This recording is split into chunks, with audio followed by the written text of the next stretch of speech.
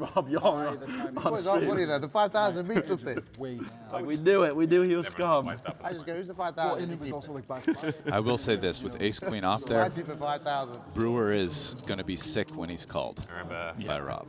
I'm pretty sure like Rob's a few months on calling the Friday. range is probably He rang me like at like 5 in the aces, morning. maybe kings and ace king, and For better might luck. not be very much, because I mean that's a huge jam for 3 million. I was working at full tilt at the Yeah, time. it's and gonna you be were ace asking, king what's, plus, right? What's going on? Yeah, And I mean, like, queens. If 5 in the morning. 240K is a one pot, Oh, good. I mean he has like 12 or 13 pots, so Yeah, it's huge. 12 times, so you know it'd be like jamming like 30 blinds. I mean, you know, it happens, but I used to help you post your blogs.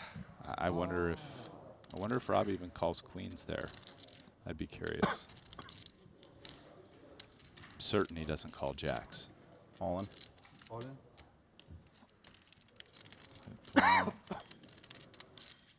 Now Tom obviously much shorter, so in this situation, even though Brewer's going all in here for the 3 million plus basically what he won in the last pot, all these other players, none of them even have 2 million, so his effective jam is much less. Yeah, like.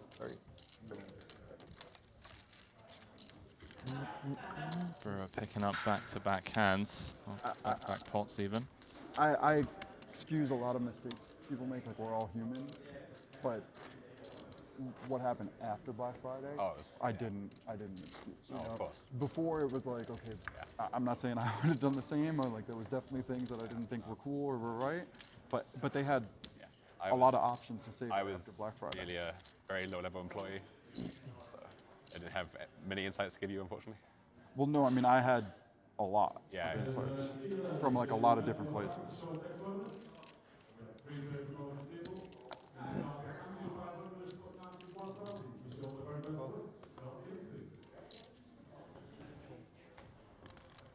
How much are you on, You Matt? don't mind if I tell Jason Kuhn my hands while I'm playing?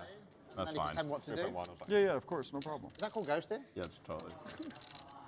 I think ghosting is when they can't see it, like if it's online. If it's live, it's just okay, Jason yeah? Kuhn coaching. Oh, right. All in. It's just like a trader thing.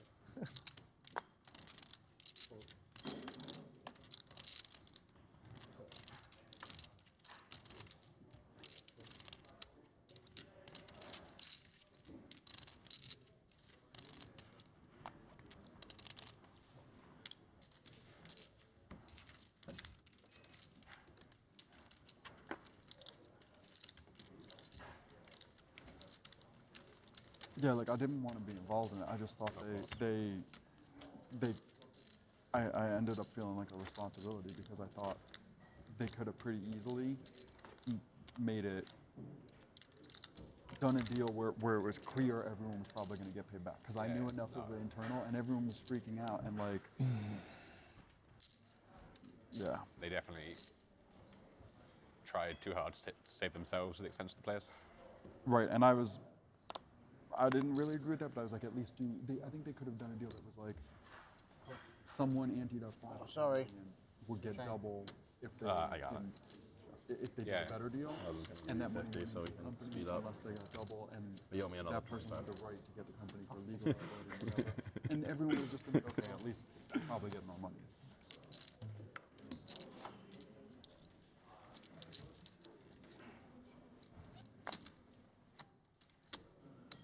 We're having a sec. Is it on there? Check. Yeah, the thing was like everyone was so scared of legal, and I kept telling people, I was like, yo, you realize there's a few million American voters that have their money stuck there. This time, You're acting in those people's Rob interests. lived up front with You a don't big need to hand. be Would have that loved to see a scared. jam, Like, but regardless didn't. of But what the Southern District says when this they've done some stuff wrong. pot should work Just out act pretty in those well for people's him. interest, and you're pretty safe. Yeah, EP strategy overall really interesting. Those came in and saved the Right, day. you know, you're going to have stronger hands to jam. Some of the suited stuff going to be limp folding, some of the offsuit stuff, and then obviously throwing in some traps like this. Some of the bigger suited ace-X as well as these pairs. Yeah, Tom stabbing here. He's the most likely to have a 7 for sure as the button, so he has all his 7s. So he gets the bet, and his hand loves betting because there's tons of protection value. And this card, like a hand like Queen Jack in this, like so likely to hit an overcard. In fact, would have hit one here, but not going to get through aces. You know, my guess is it's just Tom's done unless it's a 10. I mean, I think it's pretty easy to put.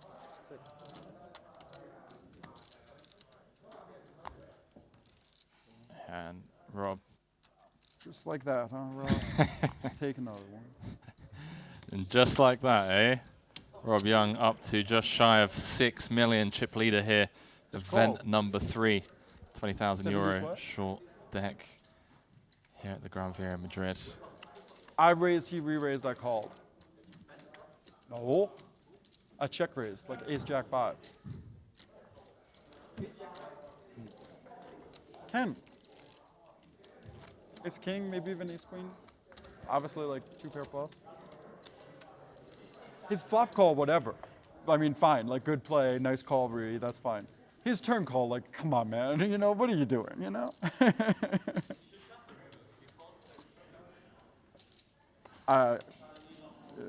He got me. He got me proper. I thought he actually had a hand. But the river, the turn was an ace. And I still now bet Rob the limping river's a much king. Like he's weaker never up folding front. ace X. Ace jack 5, king, Balanced. ace king. Yeah. Balanced. Right. I was probably giving up the river anyway, but river king or queen, like 100%. He just called you a 7-deuce twice. I had 7 deuce. I'm starting seven, to eight. pull away a little bit The flop with call, the like, chip okay, lead good now. delivery, but the turn call, like, Starting to come on. separate. I mean, I assume you so- owe me, but like still. I assume So- 7-deuce game is on. He'll Yeah. definitely see him probably I playing don't the want most to float hands at someone the twice table, with a but 7 in the at some 7-deuce point, game. you know, will he start The flop one is say, like ambitious and raising like, some come on. instead of playing a limp-only strategy? Like, how will it affect 10 or what he 15K. does beyond I'm just playing saying- But I mean, my range? turn bet was like 130, 140K. So that big hand. Both Tuan and Yong with open-enders. So what's with top 2? Say top 2, top pair, top kicker, if you will. Very aware that a couple of players behind. Just going to let it go. Tom in a tricky spot. He's getting a great price from the flop. Sorry, from the pot to continue on the flop. Feels like that's enough to call to the bottom end. Can see nobody had a 9, and I feel like at this point, for just over 1 stack to pot ratio, Rob's going to feel pretty little good under about getting this 700. in. See, might decide to go all in, might decide to check. Will Wow, seem Yong like, slipping it on over. yeah. And actually, obviously the best play against Tom's hand, who's drawing dead.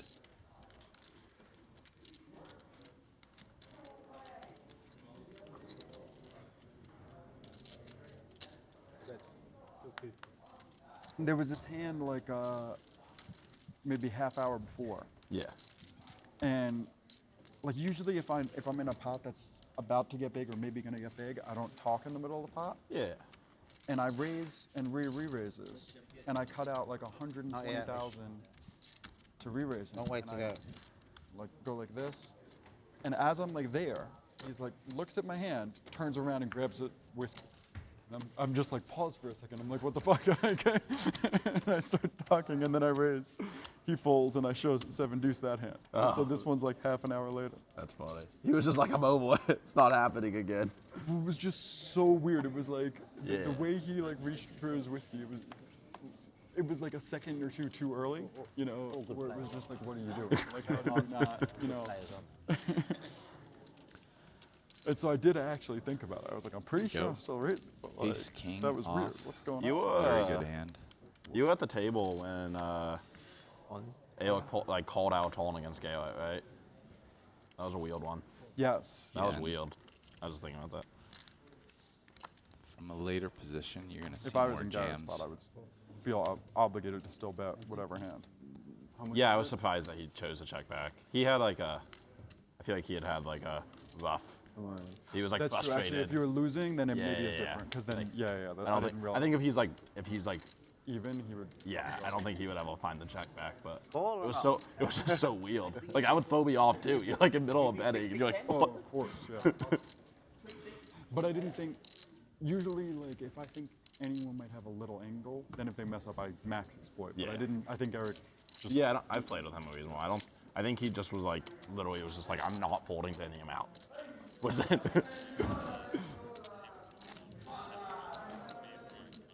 Yeah, I think I would just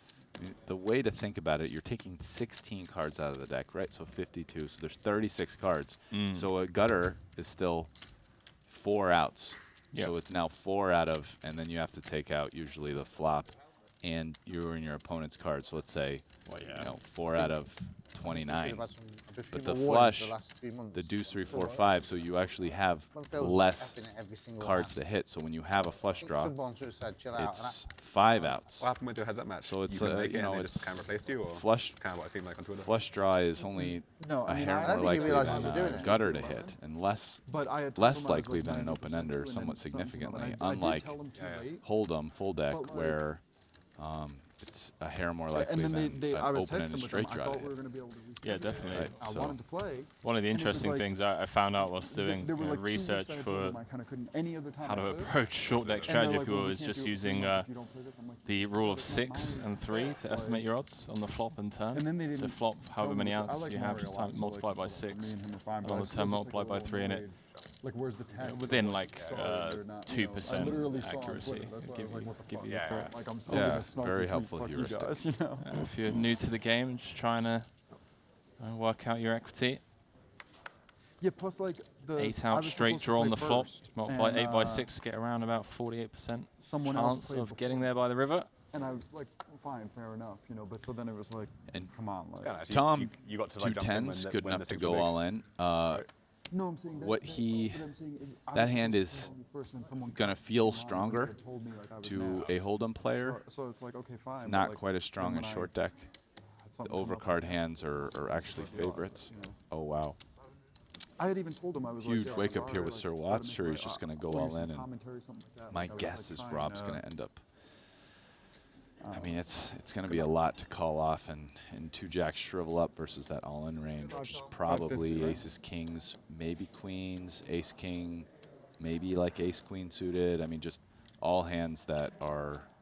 I don't know if it's really a single hand jack's ahead of. So even though there's a lot of money out there, it's also he's the chip leader right now. And exactly. Yeah. It's basically just.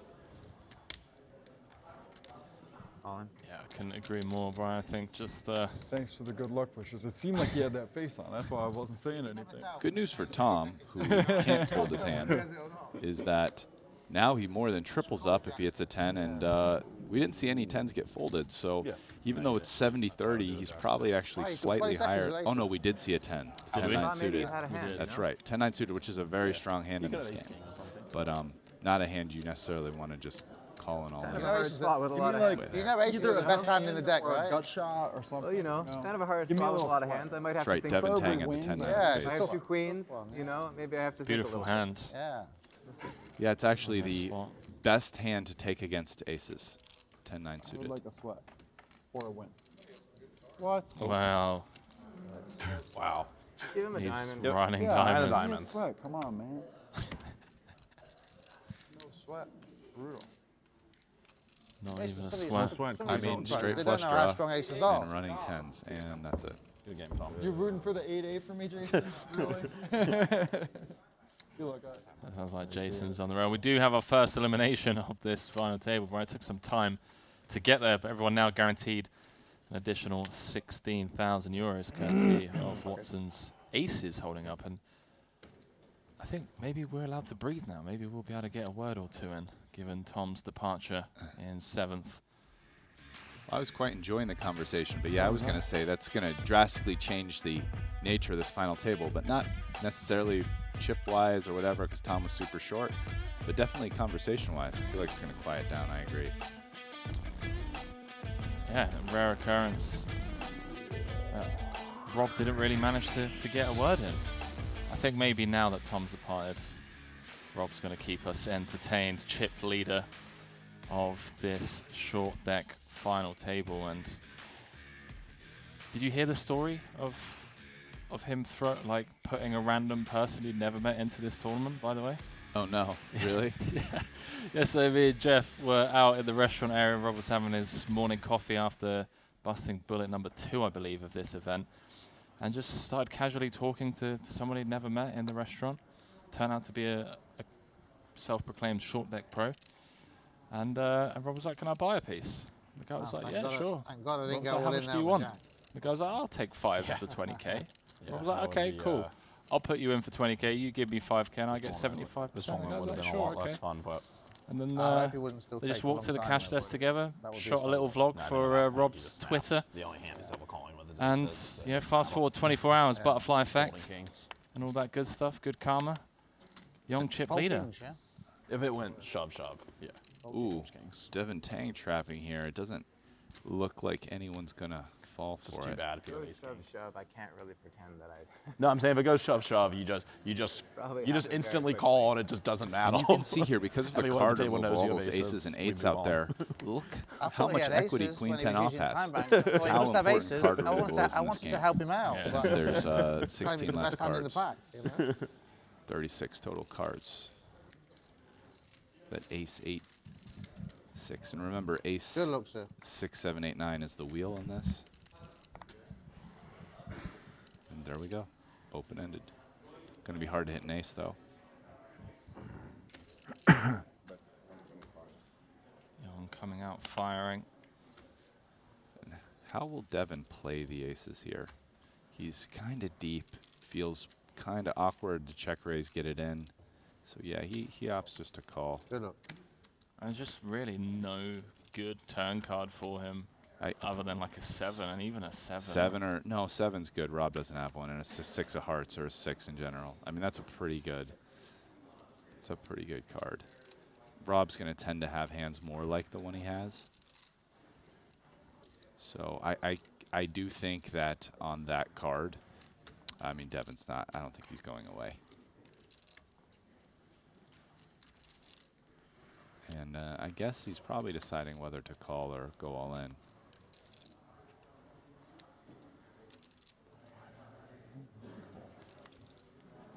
And does seem like he was unsure. My read is he was unsure up until the last moment. Yeah. And just decided to call. Certainly seemed that way. And okay, well, 10-9, the double gutter got there. Hearts didn't, Queen 10 didn't. Rob definitely can't win. oh yes, my man. Yeah, there we go. 1.4 mil out there. Effective jams 1.7 million. Having the ace of hearts really, I don't know. Probably No, not the it's- aces combo you want to be holding to hero call here. Yeah, the ace of hearts definitely would not be as good as the other two aces. And it's a tough call. You know, Queen 10 is probably almost certainly the most likely hand you see when you call. Right, 10-9 got there. And you are blocking the nut hearts. You know, ace 9 of hearts got there. And I mean, Rob telling a convincing story. Brian betting to 3 opponents on the flop, barrel turn. yeah, well, let's jams ask, the river. what does he play for value this way? I would say it probably, I mean, certainly King Jack plus, I think. I mean, you could say something like King 8 or King 7, but how likely is he to limp, right? Yeah, Those hands, even exactly. suited, those are quite weak hands in this game. So King Jack, pocket 7s. And you would argue, or you could argue, that King Jack would potentially take a little bit more time before jamming on the river. Yeah, I mean, let's say 7s, Jacks, Kings, King Jack. Yeah. And then you and 10-9, sorry. Obviously Reduce 10-9. more. Let's play I don't think he play has fast. 7s. He might. Yeah. People say that, but when I watch these short deck things, people are limping the small pairs all the time. And I actually Okay. think Rob would, from having watched him short deck the other time. Andy's the chip leader, Yeah. by the way. That's So, true. I mean, you could actually probably combinatorically kind of figure this out, This right? one's so King fast. Jacks, 528 King combos. Jack You have 7s, short block on Jacks, Kings, and then The hands are 10-9, quick and because then a lot of his speed bluffs blockers would are be so Queen these hands are 10, really short- and then short block on this maybe game. a couple like Hardy yeah. type combos, I mean, like occasionally Queen 9 he of is. Hearts. Random spots that are tough play, but It's usually quite easy, and sometimes it's really tough in 20 seconds. Like, yeah, try. It's a great game. I mean, probably not too I think too almost many more. always the setup should be really short clock and then a reasonable amount of time. Yeah, I banks. think he just has way No, I too mean, much actual value clock. compared to Oh yeah. Tournament to can be really bluff. quick, 16 because hands are combos so of. quick, aren't they? Pre-flop, pre-flop. time's There right. we go. Rasters on it, boys and girls. Call. So I was just doing the math. Fish call. Nah, like Shout out to all of you keeping us company over on You get much Twitch more hands and per hour YouTube. in this game than you are Shy on of 5,000. no limit game. I don't think so. If you're I think watching at this across stage, the board. yes. Don't forget, if But you I are think here, the early stages. well, Because you are play here so many, if you you're see here. Yeah, that's what I mean. At this stage, Yeah. you can make it What I'm quicker. saying now, Yeah. hit But that the early like stages, you button. play like 5 Everyone on white YouTube, and blocks, don't forget then to flops, subscribe to our take channel a as while. well. It does really help us reach a larger audience and allows us to continue to put out this you have free 20 more, high stakes poker content. Terrible with antes. It's 10 more. Sorry. You'll get there eventually. Terrible.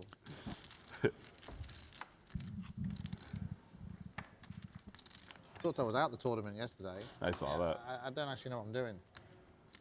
Young flopping the joint on the king, queen, jack. Yeah, the way I calculate it, it's 28 value combos to 17 bluff combos, so it's about 62% he has it and 38% he doesn't. What bluff combos did you give him? 10-9 and queen 9 of hearts. 10-9 makes a straight. Oh, sorry, queen 10. Queen 10 and queen 9 of hearts. Right. Sorry, 10-9 was in the value combo. Yeah. Yeah. Okay. So, All right. how much was in the pot when it, and how much? What was 1.4 in the pot. Their jam was for 1.7. Oh, so it was over. Yeah. So. Be 125. Yeah, I think it's a good fold. Then. Yeah, I agree. 6 left, 79,000 Especially with locked the up. little slight ICM considerations on the stack too. Yeah. And I think the ace of hearts thing might shift it. You know what I'm saying? Jack. This from Silver, by the way, raising the 6 of spades turn after Young probed, and Young checking in the dark for the 10 of diamonds. Found its way to the river. See if Silver continues or takes a showdown now, beating hands like king, queen, queen, jack. So 6.7 milli. Saw the ace first and thought I was unlucky. Wow. Now this is Rob's starting to run away with it now. I like you. I just didn't want to take your money on the turn. I just called and checked. There you go. You started playing. That might have been. You used to support my small tournaments 10, 15 years ago at Dustable. There was some real money. I mean, I think what we're going to start seeing here is there was some real gin low calls for you on the river there. at some point, Rob really pushing the action. The 8, the 7, the 8 and with 7. some all-ins, especially if we get the Six level tails the moving ball, up right? soon. Yeah, yeah. Right, actually, I think it just did move up. Right? We're at 40-80 I now. think we might have the same hand, so if I call it pairs up, I can bluff you. That's what I'm thinking. You know, the Would I one consider doing problem that? for Rob, so to speak, for really just kind of Maybe I'm thinking too jamming a complex, bunch right? and making I'm the other thinking- guys fold a lot, is that unfortunately for him, He's raised me, he's Sir Watts representing is two to his left, and he's the one guy who it really sucks if he gets called by, because Sir Watts has I'm $4.5 thinking million too here metagame. and has actually separated himself in second, because Watts is You played double too much PLO. third. That's the, Yeah. that's the PLO. Yeah. Thing, PLO, every time you get raised, you're like, can I bluff him off the same hand? Yeah, that's what I'm thinking. No, I know. How much is it to me in this tournament? 80, yeah? I've not missed a single ante now. Yeah, you did it. But it sounds like it would have been a bad move, doesn't it? You can see it on the stream anyway. Did actually, you have a set? No, you had 10-9. You had 9-10, right? Yeah. No. You didn't? What did you have then? I How bet. many- we can see it on the stream. What's the problem? I had a hand you can see in 30 minutes. It's fine. God, bad. I thought I had the best hand. Check. Check, check, check, check. I was not bluffing. Sorry, Max Silver. Sounds like a 6 was. Bluffing in this conversation, in my over. opinion. Six So was it fine. feels Save like everyone watching the stream, the right? best hand at King 9. Yeah, Anyone he agree to that? bet flop Can I and turn, pass over? right? I rather just play face down. No, flop Well, was say check face check. Oh, okay. Rob probes turn, and then You guys take this game too Max seriously. raise it up to 500k. Oh, yeah, definitely he definitely thinks he's bluffing with the raise there, for sure. Bluffing at this conversation, eh? Oh, wow. And there's 3 10s out there, but Win every no chip. 10 jack. Quick, check, check, check. Chip every pot, tell everyone they're taking it too seriously, so you scoop in the money. Oh, and there's the Hello. 4th 10. I don't even know the rules. That's a guy who's winning. Watson with the nuts, but first to go. Yeah, does have all of his opponents drawing dead. I like it though, you know, it makes the To fun a for the chop. table. We've done it a few times where we all show our Now, cards. taking It makes quite it- a long it makes it time more again. fun, you know? You guys last time. Wow, In those situations, I Coach think you my just coach is here, guys. almost always Sorry, I find gotta that leave. someone bets. Once you take all my long goes. enough, My even if goes. you were thinking about checking it. Did he make you go to morning coaching session? Yeah, I got a message. I got 2 messages. Taking at longer 11 than o'clock normal, coaching, so but I got this a message is this gonna morning. look a I little think he funny. check. It's gonna be hard to get action from anyone. I think he was playing cash games till too late, right? No ball coaching session. Sounds fun. I'm so glad I didn't play because I want to concentrate, you know. The newly crowned Triton Series champion and co-founder. He's a brilliant short deck Paul player. Pua, Yeah, he's great. AKA he's Rob as good as Young's all the pros? coach. He's talking about that cash game running until 7 a.m. last night. Some He just cheeky plays little well. 1K, 2K. Short deck? Short deck, yeah. Okay. I believe it was short deck, although I Some heard days when I was in short deck. talks of it being no limit, or Yeah. changed to no limit, and then turned I'm into sure PLO as I the guess he's late better than me. or the evening progressed, if you will. Speaking of Paul's victory, I would like to say that the thing that I hard called during the commentary of that event on day 1 is that Paul Foy is going to win his first Triton title at this stop in Madrid.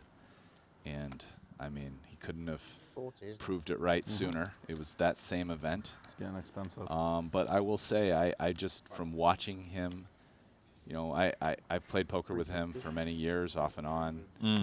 Always found him to be a very intelligent, thoughtful player, and I just felt like he was playing really well. Saw him make a lot of good decisions. So, I mean, there was a hand, he had a really great call with really thin value bet on the river with 2 queens on King Jack, like 9-8-6. And who was it? Oh, Nick Petrangelo check raised, bluffed big with 6-10, which he had defended from the big blind. Nicky P. And I even thought there was a chance he might take that line. And then it's like, it's hard call from Paul. And Paul did it. And just every time I've seen him play, I really like the way he's playing, agree with a lot of his plays. So, you know, he's a guy who maybe in his poker career had a lot more cash success previously than tournaments, not as much of a tournament player. But he's starting to really get a lot more experience under his belt with that, and I think it's showing up in his results a bit more. So, you know, congratulations, and yeah, I mean, just want to point out that, you know, called my shot with that one, so feeling pretty good about that. I mean, even a broken watch is correct twice a day, right? But hey, no, I couldn't agree more with you. Like, it was one of those final tables where, in order to eventually come out on top and win the tournament, it wasn't plain sailing. You know, he had to face like quite a bit of adversity along the way in terms of like the swings involved, and just managed to keep the game face on. Managed to just pull it out of the bag. I don't like using the word deserved much in poker, but yesterday there were a couple of things that Paul did where just tipped my hat to him. There was the 8-7 bluff versus Ike, which I honestly just thought, you know, it was one of those spots where he leads turn, and I'm just like, you know what, mate, fair play. Fair play. Like, just getting creative in spots that a lot of people tend to miss, and you can tell he's been putting in the work, and he keeps mentioning his coach as well, live on stream. Oh, who? I don't know who his coach his is, coach. but he's It's just a secret coach. He's just been in the lab. There was a spot against, I want to say it was against Watts, or maybe even Adamo, event number 1, where he's like facing like a 5 big blind or 6 big blind jam from like hijack, and he's in the big with ace 3-0, and he looks down, he's like, I didn't cover this spot with my coach. And but no, and then yeah, to not win that event and then to come back the next day to play event number 2 after knocking on the door, you know, 17, 18 times, and yeah, fair play, mate, fair play.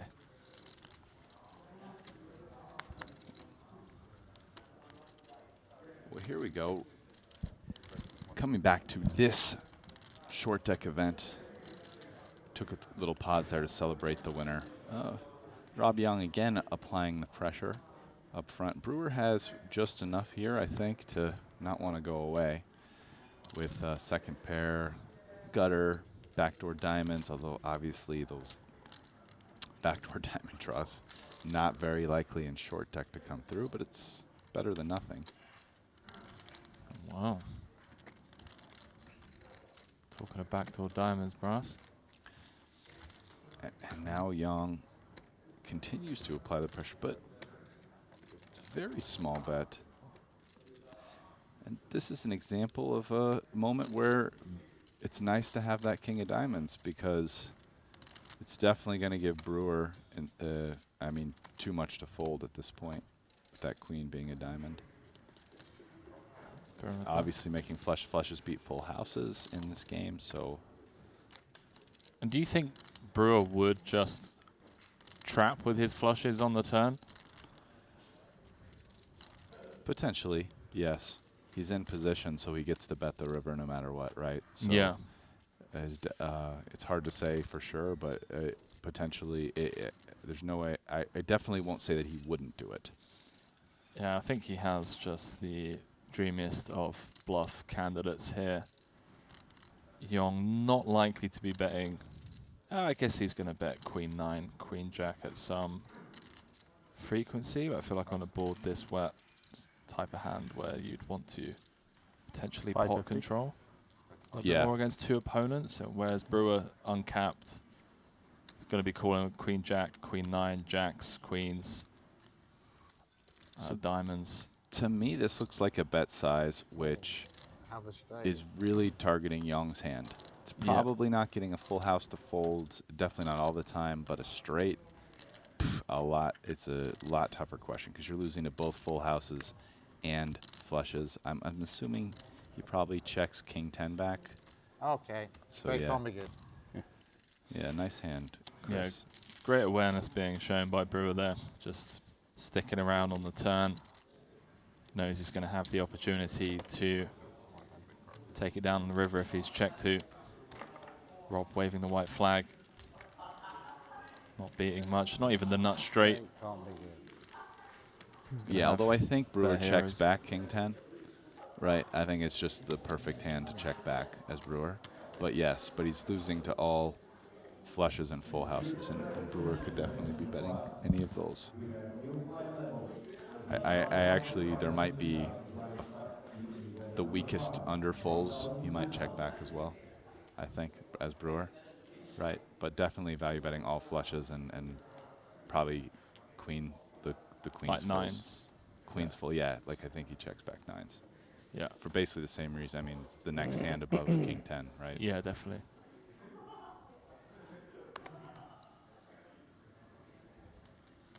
A lot of love for Brewer in the chat. 300.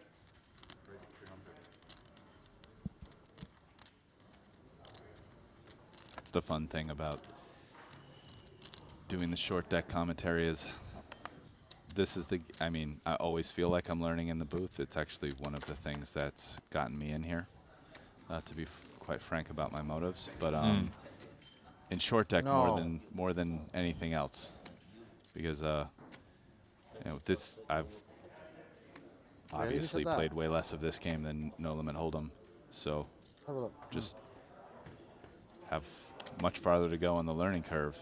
Definitely. I think the part of the road to success nowadays in poker in 2022 with, you know, this continuous extensive coverage of these high roller events from all over the world, where you can just sit down with a notepad and watch the best in the world go at it, and you can really take a lot away from these streams. And I think I think a lot of young up and coming whippersnappers, if you will, are doing precisely that, and they're getting inquisitive and curious and asking questions as to why these players are taking these lines, and it's a great way to learn. And yeah, why not do it from the booth? Stream, Rich. Yeah, that's what I told myself. We'll have a Twitter thread, or what is the other one? Frankly. 2+2 or something? Yeah. Yeah, we were just talking about pressure. The truth is I couldn't get myself on my own to watch hours of poker streams. I'm the same. Yeah. But doing it in the booth, having to be on the spot to discuss what's going on. Okay, I already told you I like the pressure. So I mean, it's really true. I'm not bluffing. And you've definitely butchered less from a linguistic point of view than I have so far today. So yeah, that kind of coming Speech through. debate in high school helped out. you know. Yeah? Extemporaneous and impromptu speaking, Lincoln Douglas debate was all that. I see. No planned speeches, all Probably safe. on the spot. All right. Ooh, 8-7 suited. That one's Just very not going to live. be able to call the all-in. Not And very again, we're seeing Watson in a spot where Would've been like a pretty he's a good big spot. stack, and you know, Rob Young is to With the his short stack. right. Yeah, yeah. So in that spot, he Gotta gets to do it, shove you know, on keep shorter me off of stacks it next time. and be the That's good, man. chip It's honestly bully. hard to know. And But, short deck's a game where you're prolific going to short see deck that player that you a are. lot because the Yeah. players, I'm sorry, the hand equities. There we go. Butcher once in a while linguistically. Anyway, lot of luck the hand equities in this game run closer, probably more similar to PLO than Hold'em, if you kind of want to make an analogous comparison. But unlike PLO, which is a pot limit game, this is a no limit game. So I would say there's like a bunch of you get DTOs that'll probably. it's kind of go within, interesting like a that. couple It's percent like of each sort other, of, hey, what would regardless of, like, happen? how much they win. Different structure if you could just jam in And- PLO pre-flop. I think it'd be kind of more So like I'm buying what you for end up seeing in 50K. short deck. How much am Whoa. I Because of burning the hand on equities. average, would you You say? can test that theory over on GG Poker nowadays. Oh, they have no limit PLO. That's They like do the- indeed. A that's lot of their like Omaholic someone series who's and really. yeah, even that's like the higher it's like me, buy-in. like, you know. No, that's someone who's like Omaha the tournaments. worst player on a are like on a online or something. pot limit It's funny how pre-flop. much it costs me to play and these no high limit rollers on post-flop. average. It's, You find out with 2 in a row, Rob. just when you think you've solved the Probably- game or you're improving, probably- you're getting probably better, like they're coming between up 10 with to these 20%. new all? formats. So I can play 100K and it only cost me 10K, Yeah, probably. 20K. Yeah, that's always been fun Depends for me. on I've the always exact structural and stuff, but just Quicker really and better, enjoyed right? Yeah, learning like, and I- playing new I'd be games, really as surprised evidenced if by anyone my was career, over, but like, even 15%. beyond just the Just 8-game mix, there's so much 10-game left mix to that are hold more over, not standard. much. I mean, there was a game started 6 or 7 years ago. To be a threat now. It's pretty well known throughout the super I high think I said I was stakes burning- community, I'm but maybe burning not by the 50% as well, public so at that's large. It funny. was called Yeah. the Big Bet Yeah. Mix. Okay. Nikita and I have like the So same it levels. was played 100K buy-in, uncapped, and we got no limit hold'em, pot limit Omaha 8 or better. Then we had a. Here we go. Hold on.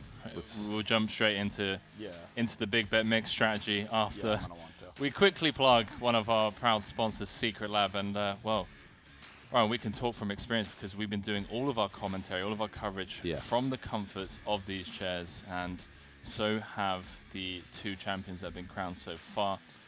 And yeah, I mean, not surprised to see Triton Poker partnering up with Secret Lab because me and Jeff were talking to the promo managers earlier on, trying to bribe our way into one of these bad boys getting shipped out to our home addresses. They're comfy chairs. They really are.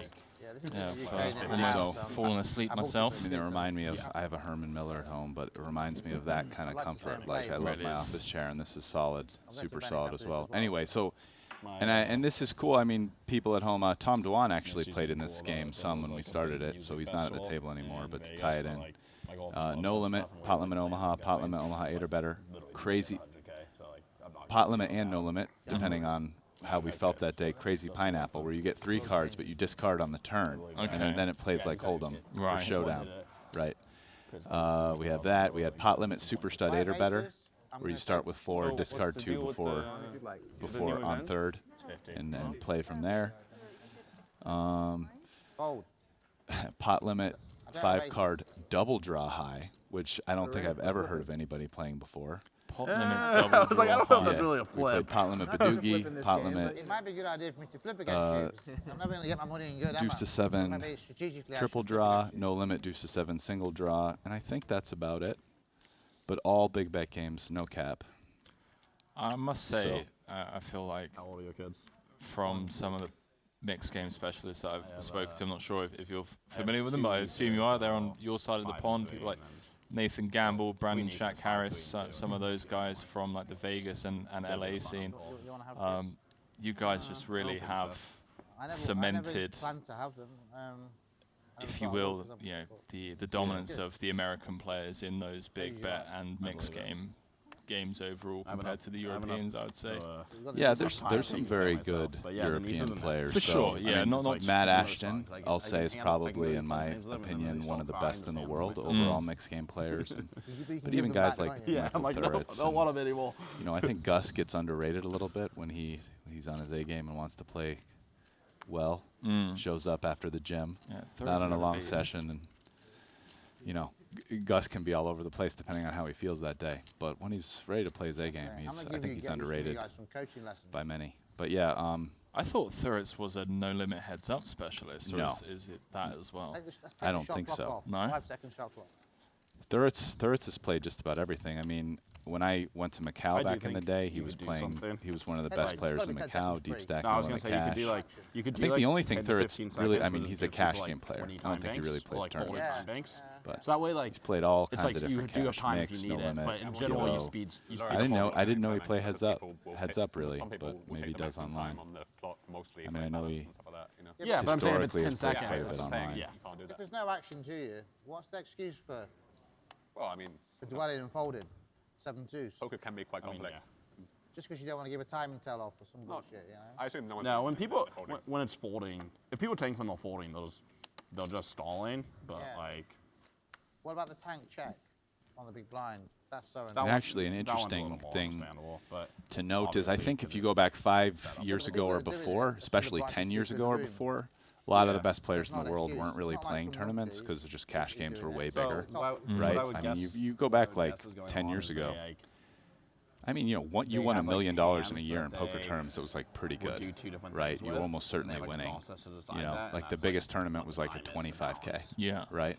You know, maybe the 50K at the Poker Player Championship. There weren't really even 100Ks. Like the million came out and that was like insane. And you know, the one drop. But nowadays, I mean, a lot of these guys here are doing easy 5 million a year, and if you include online, like over 10 million a year.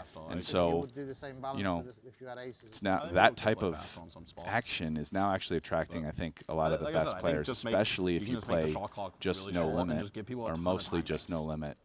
You're probably a tournament player today because you're actually going to get more action playing no limit tournaments than you would playing cash generally, and any cash game is probably private and hard to get into as opposed to just public on the internet. So I think, and this is different than 10 years ago, but a lot of the best no limit players today are the tournament players, or the guys who we're watching now. But if you go back 10 years ago and oh, this guy was a great tournament player, he wasn't one of the best no limit players in the world.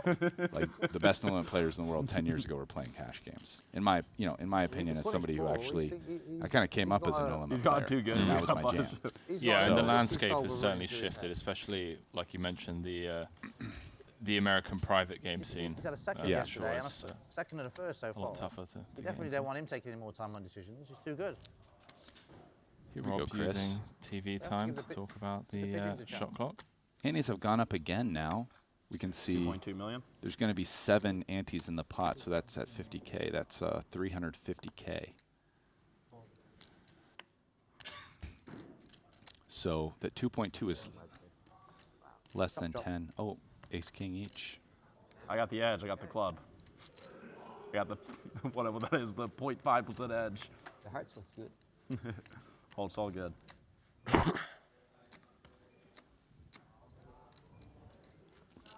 And Chris laughing because of how hard it is to run out 4-card flushes in this game. Chop it up, boys. Feels good. You didn't win? Did you chop? I chopped. King, queen. Yeah. Couple of people in the chat saying Helmuth claims he's the best tourney player. In vain to see a flop. Hey, he can claim all he wants. Come to Madrid, come down to the Gran Via, come to a Triton Poker Series and tango with some of the best. If you want to prove yourself. I'll give an opinion on that. I mean, listen, I love the World Series, and I'm going to play a bunch of World Series again. It's brilliant, especially if you play mix, obviously, and I don't want to take anything away from them. But to actually say that you're the best player in the world because you're playing like 3K, 5K, 10K, a couple, like 25, 50, or 100s. I would say less. Let's be real, there's a lot of amateur players at those levels in anywhere in the world, especially in the World Series. You know, I mean, yeah, like you said, 5 seconds is a little much. you know, you want to be the best, I don't even know what best the player, bet is especially saying in tournaments. Come play with these guys, right? Come out. I mean, you can get $1 million in buy-ins in this. In 12 in days, Madrid, yeah, exactly. in 12 days, right? So, you know, I mean, I feel like, God bless Phil, but it's kind of like a marketing ploy. So, you know. You're too good.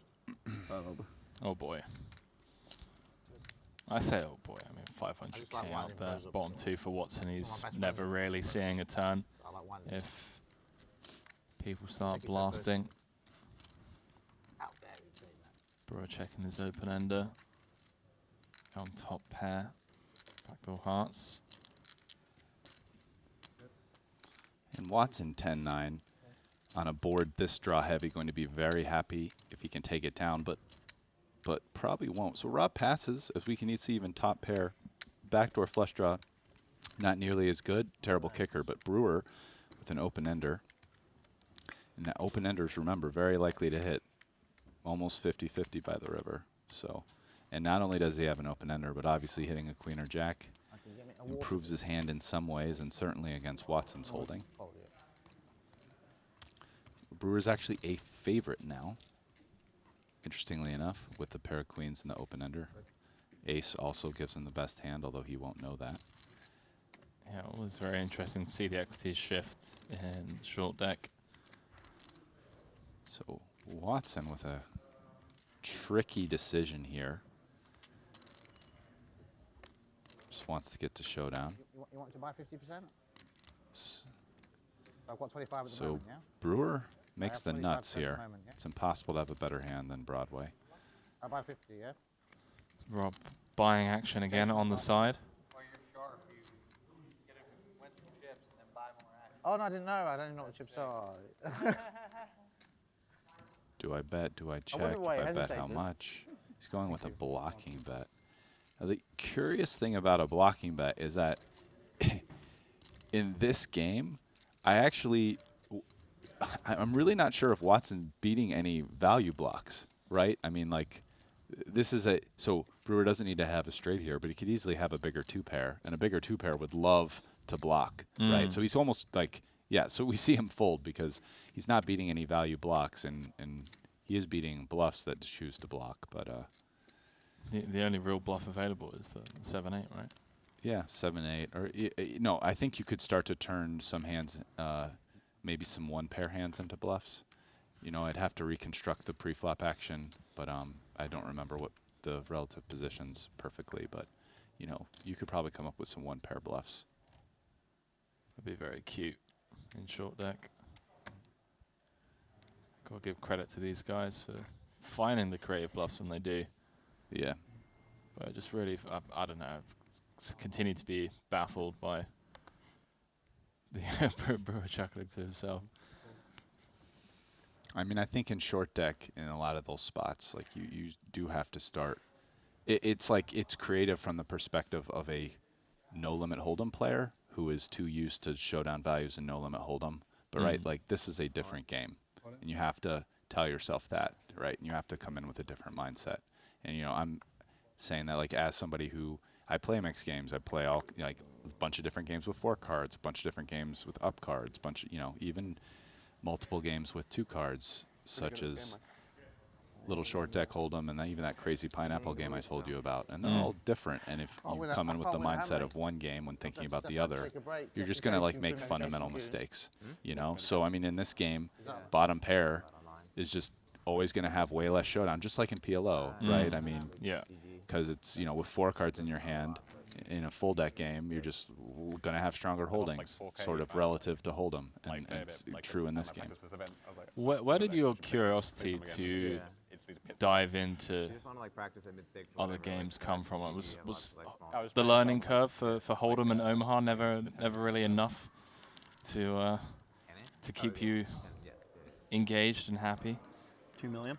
It was just a mix of, you know, I'm a intellectually curious person who always likes a new challenge, and it's way more stimulating playing a new game and learning it, right? And I'm also a person who kind of learns by doing more than like by studying. So that was way more stimulating, and then also just increasing the opportunities to play. Especially somebody who lived in Vegas, and eventually it was like, oh, the Bobby's Room game was kind of like the next. Oh, I get to play this maybe if I hop in. The first card, yeah? Oh wow. So oh. What do I need to call him? Probably ace king or aces, right? And this is what happens, unfortunately for Brewer. Oh, aces, cool. When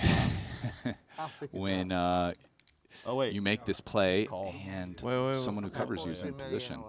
Yeah, call 2 million. What's Rob? Why has Rob done this? Oh my goodness, Rob said call. And showed his hand. Brewer has 1.1 behind, and Brewer's just like, sure, okay, cool, 2 I got million. distracted by you peeling it. You may want to. Okay, you're here, right? Just Wow. supervise this, I guess. We'll have to. We need a tournament person to do a ruling here. And Luke are going to have to come I said over, 2 million. so... You bet 2 No million. way. Rob peeled his cards openly and called. Yeah. Rob was probably assuming he cards was have been all exposed in, at this and point. now we're going to get a ruling from the tournament directors. Probably just that he's got to play this hand with his hand up. I mean, a lot of money behind. Like, there's a ton of tournament equity behind. I'm saying, like, it's not like, yeah, no. This isn't like I have, like... No, I understand. Yeah, yeah. Well, I've done you a big favor, haven't I? Yeah. Yeah, that's There's gonna be some funny flop situations. They're gonna give me Jack 10-9 here for sure. Wow. Deal. I fold out, Tom. Deal. I fold. Wow. Wow. That's crazy, but you know. I've never seen Actually, I anything have a quite club. like that. Right. It doesn't matter, I guess. Huh? Well, I mean, I guess in a king- certain the sense, king the of good clubs, news Jack is nothing really came Wow, of what a 2 million, call. What a craziest mistake I just ever made. it. And you Yeah. weren't punished for it. Crazy. You weren't punished for it. What is Rob doing? Well, 8 What a million gift. chips. What a crazy gift, Still eh? chip leader. And Chris correctly pointing out, is like, this is still worth a ton of equity, the 1.1 mil that he has behind. I'm the button. Chris is the button, obviously. I shoved under the gun. Yeah, he wouldn't even been the. He's mean, not even the short stack now. Rob He's openly peeled his cards. he's fifth. Thinking he was all in. That's I thought absolutely it was all insane. in. Sorry, I thought. Yeah, Everyone no, guaranteed 79k gone. Yeah. By the way, of course he didn't mean to do that. No, Because not of at course all. he would just jam if he sees he has a million behind. You have Flop aces. quads The other and I guy just literally fold. can't fold. Yeah, I don't know. So I mean, he basically Button's on me. I saved. thought it was all in. Yeah, bet yeah, 10 I mean, he million. saved. This is like a crazy sliding doors type moment of you I'm know, doing, multiple universe. Like there's a No, parallel that's universe right. right now where Rob didn't make this mistake and Brewer is out of the tournament because Rob flopped quads, and now Brewer's in our universe in this one. No, I got Brewer's that. in. He He's is fifth in helping, chips, and we're gonna see something completely different play out. Yeah. Because of this mistake Rob made. But I thought it was all in. I didn't realize. Anyway. Everyone else at the table It's been a funny arguably tournament, robbed this. I of didn't know- 23,000 euros. I mean, to be Absolutely honest, horrible I, for everyone else I at the also, table, like, kind actually. of For forgot. sure. And That then, was like, it's when- worse when for I them, looked down, I was like, almost oh, just as right. bad for them as for Rob almost. I actually believe in karma. You announced your hand, right? Or even showed it, right? Yeah. I actually But believe. there's no way I'm even. It's not like I have like No, 100K. I didn't think it was. Yeah, yeah. I got to Like be I would honest- obviously fold what she shows me. I But got to be I honest, feel if it's the other way around, I got to be honest, I would have just put my chips in karma and hoped to hit a queen. But I'm a gambler, so. So Rob just Oh, no, saying if that's a he lot had of been money. shown the aces, he would Yeah, have but still for put me, I the just rest believe, I in. believe in like karma, and I think I'm going to hit a queen if I'm honest. Takes a whole new reason to raise to most of your stack rather than all of it. Yeah, I would have done it, yeah, but imagine if you hit a queen, you know. But then I You just. can hit one, can't you? You can hit straights and all sorts. I mean, yeah, those flops. If you flop like a queen, you go all in. I would have called. You still call? Yeah, ethically. I don't want to take advantage of the situation. Ethically, I call 100%. I mean, I don't know. If it You also play as a price 10, so. No, I'll be honest with you. If it comes queen, Depends on the Like flop. If it comes like Yeah. queen jack or something where he has like a backdoor straight. No. If it comes queen, I call. On my children's lives. Because I meant the situation to that situation. Yes. I'm Well, a great believer in like. I don't feel. faith. I don't feel you should be obligated to call. No, he shouldn't be. Cause No, but you shouldn't be either. I don't think. Yeah, you shouldn't be forced to call. but I believe in superstition. So it's Okay. different. Yeah. No, I thought for sure the flop was just gonna come like jack 10-8 or something. I was just gonna. Yeah, I put made it a in. big mistake. 100%. He's completely in his right to not put the money in. 100%. You seen that one before, Mike? Spot. You seen that one before? Like I've made a mistake before. I in a cash have, game. yeah. Maybe not on the flat table. Devin considering the ace-9 off. That the 9 being very much in the middle. I'm A lot of sure I've seen it. possibilities, Yeah, but it happens every once in a while. Yeah. I've actually Probably made a not mistake for like this that in cash big a games final before. table, but Rob I misread my playing this a hand little and, tricky here. go ahead. that's what I said, Limping you the know, I called hijack and I go, instead of no raising. fates, and I've called and I've won. Obviously, Watson. Part of that is that Watson has all those chips on the button. Yeah, really interesting. Beginners play these tournaments, eh? I think Watson might bet this. He's going to consider it. Yeah, he thought about it. I mean, he has Has a all lot of two-pairs, 6s and 8s and has a hand that, you know, can consider getting frisky.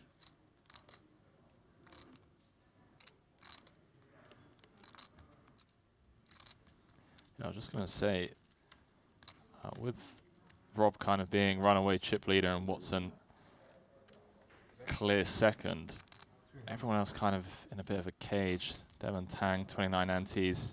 Chinwei Lim, 22. Chris Brewer, 21. Max Silver, middle of the pack, but still doesn't want to be getting too involved. Watson has the most sevens and actually does have a 7. Let's see if he bluffs. So this is an interesting river to see if he bluffs. And if he does bluff, what size does he take? I kind of think he'll probably end up going bigger. 500. 500. But he won't get the chance because Brewer does. Brewer, with the king and the 9 here, blocking king 10 and 10-9. Not sure about that. But I should be calling that it should be out of the tournament.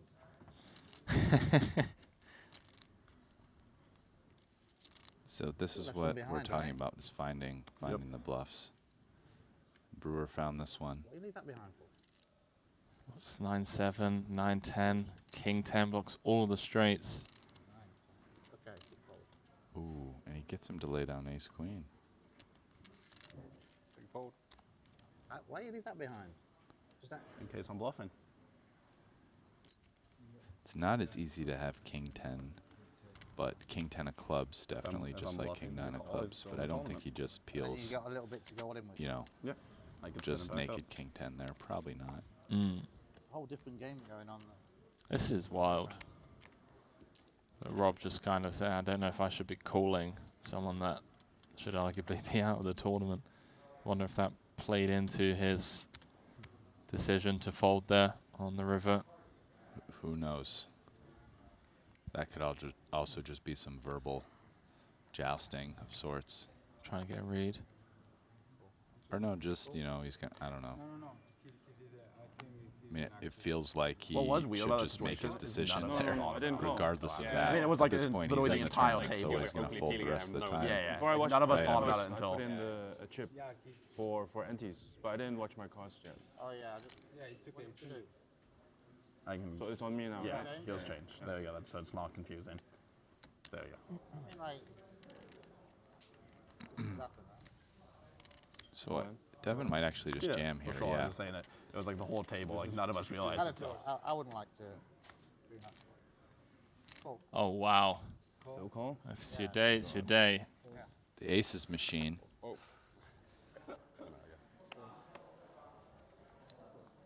Devon Tang with the open jam with the jacks. Young just gets the click call. Jack, put the jack on there, guys. Don't do that. Don't do that. Put the jack. 23,000 euro ladder between Put the jack there, 6th dear. and I've 5th. been playing with this guy all yesterday. Lovely. Do love Rob. Oh, what was the jack? Queen 9-7 rainbow. Never seen somebody root as hard for their opponent to get their card. And he's being genuine as well. How many bricks? How about an 8? All right. Hello. So now we have 4 10s. 6 outs, 1 to come. 21%. No dice. King of clubs on the river, and Young up to 9.1 million. Right, over half the chips in play. Button's good. And then there were 5. Everyone guaranteed 6 figures. Hit the Gran Via in Madrid. Event number 3 of the Triton Poker Series. Some poker being played out there, Brian.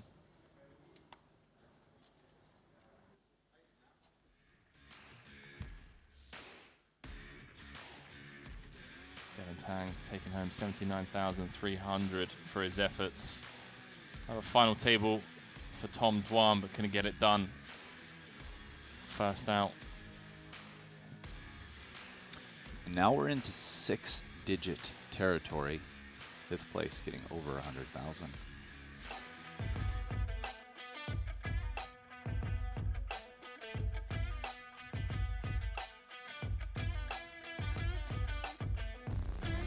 Some close and personal shots. 6th place finisher Devon Tang. Brushing that one up, still looking up at the payouts as he bowed out. Couldn't really get much going. No, couldn't. Yeah. Especially given the whole Chris Brewer Mistake, I should get punished. Young situation as well. Yeah, very unfortunate for him and anyone else that goes out before Brewer now. All's fair in love and war at the poker table. That's what people say. There was, I mean, the cards are random, but those cards had already come out of the shuffle machine or whatever they're using, and Rob was going to make 4 aces, and basically, you know, Chris Brewer should be out of this tournament and isn't. So again, that parallel universe, something else happened, but in this one, Brewer's still in it and actually has considerably more chips than 5th place Chen Wei Lim, who again also hasn't been able to get much going, and he's just under $1 million now.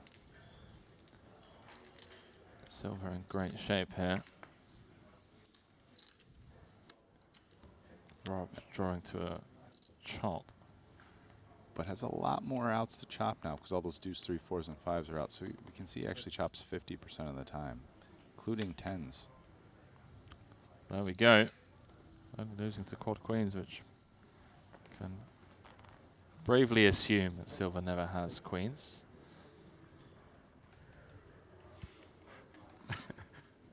Imagine if that had been the flop with us. Yeah, that would have been pretty well, wouldn't it? Yeah, so this, if silver never has queens, this would be a pretty interesting spot to check jam. 600. Oh. So he likes the check raise play, but. Chop it up, boys. Chop it up. Rob Young, 9.2 million in chips. Yeah, Hope so. Came to Madrid. Just wanted to get a couple of the monkeys off of his back. You just check back. I told in the form of a cash and a final table. Now looking to go a step further and win his first Triton Poker Series title. It's his to lose, Brian. And, oh, how about not losing time? Picking up Jacob and Co. with the official timekeeper sponsor of the Triton Poker Series. Something I promised yesterday on stream is if I ever win a Triton Poker Series event, I will get myself a custom Jacob and Co. with a pinball machine inside it. Used to enjoy playing pinball growing up. You checked out these bad boys, by the way. They're really unique, beautiful watches. I have to say, as a person who's not really a watch guy, You put in 2 million and you have to call like 1 million more? I have to call like 1 million more. don't have any jewelry. No. Maybe Just, like ITM. Yeah, that's what I'm saying. Only Like thing I wear is something which that is why keeps it's like a track of your goofy. just It's heart like rate those and spots are sleep really and all that weird. It makes sense. What it's funny, These obviously bad boys everyone are who's functioning not mad roulette actually gets hurt by it. wheel in one of them. Yeah. Wow. Yeah, Yeah, I mean, price tag. Rob I don't on his think- to lose I is think a that- little bit I think that strong. I made it like I mean, he's in a 2.8 very million, strong like, for sure, position just to put make it in. down But I think to with the amount I made it, like for sure 3 and probably heads up. no, I mean, I'm saying like if you show me that, I'm just but like, I'm 40. you know, a lot can happen between know. now and then, and even heads up with a chip advantage, you know, you're not guaranteed anything. I don't know. But Rob's in very good shape to I guess, podium I was- this, that's for sure. It's not like yeah. Corin Keller said maybe Jacob and Co. could offer a watch for us Twitch viewers. I'll see what I can do, boys and girls. I'm not making any promises. Webster Lim jamming here with a very modest holding, the King 9 off. Feels light to me, and it felt light to Lim once he got called. See, he was frustrated. I think I was on call. Yeah. I was behind. Sucks though. No, I mean, I want to do like the. So after being six-handed for quite some time, could that go from can't 6 change to the action 4. there, but you should be careful when you. Penalty. No, I'm not saying for penalty. Just like. It's 2 careless mistakes, so just. I said it's just like 2 careless mistakes. They're not like, you know, a huge deal, but just. I don't want to give you a penalty. I just. This has been Quite the eventful final table so far, Brian. Like Yeah, they're Sir discussing the Watson, fact that I Sir- think Rob might have mucked out of turn. Yeah, I believe so. That's why Silver turned to Webster and said, hey, listen, I was going to call and fold to a jam if Rob came back over the top. As it stands, Webster Lim, 64% favorite to win this hand. One card to come, 1.9 million out there. This feels a bit like a frustration jam by Lim. Could be the case. What's your thoughts on that? Why? I mean, I know he's short, but King 9 off is a really, really bad hand in this game. I mean, It didn't, but it could have. yeah, I wonder whether or not it's good enough to go within that spot. Does only have to get through two people with a lot more chips than him. I'm curious. I'm not sure. Yeah, maybe it just feels like Rob never has many limp calls or many No, traps. Rob was the button, right? Oh, okay. Yeah, yeah. No, if someone limps Right, in front, right. I can't imagine. Like I feel pretty confident saying it's not a jam, but I even wonder. I mean, I'm not saying it on the fact that, I mean, King 9 off is a bad hand. You are basically you were behind of 100% of the hands that call you. I'm pretty sure. I mean, maybe Rob calls. I mean, maybe Rob calls with like Queen Jack or like Queen 10 suited, possibly, which you're probably actually just flipping with. But I mean, yeah, you pick up a lot when it gets through, so that.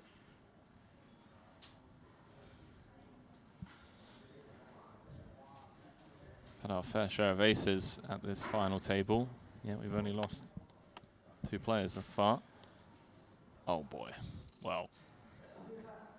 Wow. Spikes the 9 on the turn to stay alive in the previous hand, and now he's going to need to find some help in the form of a king. Yeah, this is going no other way than him jamming here, right?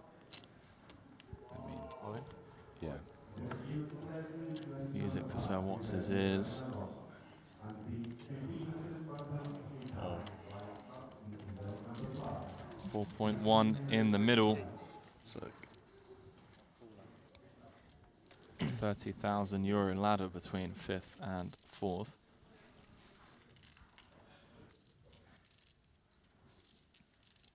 So yet another player who is pretty likely to go out before Chris Brewer. Yeah, it'd be pretty wild if he gets 2 or 3 ladders, right? Ooh. Hello. Jesus. So his equity went up, but only 10%. Went from 75.25 to 65.35. That's not a good tone. Doesn't really change much. Yeah, Oh yeah, I guess the aces actually it for the makes kings. no difference on the outs. Weird. Boy's taking a while Good to game. figure it out. Yeah, guys. Double taps from the rest of the table. GG's all round for Webster Lim out in 5th. Going to be taking home 101,000 euros and change for his efforts. Great start to this Triton series here at the Gran Via Madrid. And then there were 4. Right, everyone guaranteed 131,000. And as you alluded to, I mean, Chris Brewer could have been out in 6th. Instead finds himself 52,000 euros richer. Yeah, worth at least 52,000, but I mean more in equity because he doesn't have to go out in 4th. No. So Triton Poker Super High Roller Series live to all of you fans across the globe from the Gran Via. 900,000. the players have spread out, sitting at the 4 corners of the table, like the 4 horsemen of the apocalypse, ready to do battle. Get some short-handed short deck now. Every player that goes out, less You have 1.7 in the pot, 1.47. right? 1 less ante. So right now, there's only 5 antes in the pot. Yeah. Whereas obviously in the modern with the big blind ante, no limit, PLO, etc., the pot stays the same size, right, with the 1 big blind ante. But in short deck, as you get shorter, there's less in the pot to play for. So interesting. Very interesting spot. This is pretty close for both Sir Watts and Brewer. Silver, the power of being the one putting the pressure on his opponents, could potentially get 2 folds from 2 stronger hands. I don't think Watson is going to fold with as many chips as he has. I want to pay him the 34,000. King Queen off is a pretty strong hand in this game, and I think he's willing to play for the nearly 1.5. Well, you can take some. I think he's got to figure. I'm also. I mean, he's doing fine against like hands like Ace 10 suited, Ace 9 suited, and again he's ahead of every other Broadway hand. Sorry. Yeah, I think this is too good. Yep. And he's going to be very happy to see the actual hand he's up against. Yeah. So, but yeah. Please let me like see some cards first. I mean, it's short deck. You're still very live. It also means you can't hit his king as much. There you go, Mike. No king for you to hit now. Actually, clubs, so Holtz is still alive. King Jack, I think King Jack being out is Chris worse announced for his hand. Silver's like, let me see some cards first. I would like to win this pot, please. It's worse for Silver. I think. Ooh. Oh, he'll take that from 3 to 7. Yeah, I was thinking something similar, but I was just going.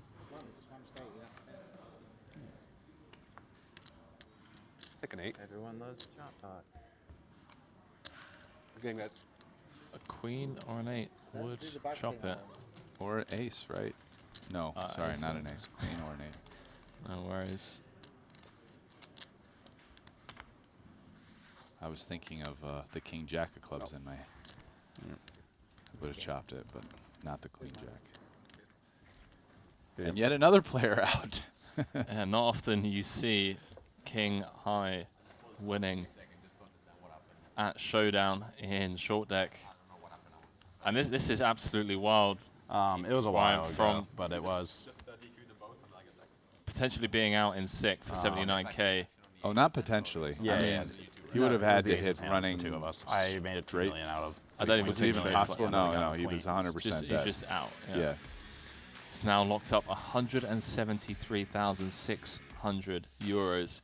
Max Silver out in 4th. Funny thing was, I'm fairly sure I saw Max Silver put out a tweet about 2 weeks ago asking the poker Twitterverse, if you will, for any short deck information or help that he could get from his fellow community members in order to prepare for the Triton Super High Roller Series. And I believe only Fedor Holtz responded with Jack 10 is a good hand. I'll take Venmo for the free coaching.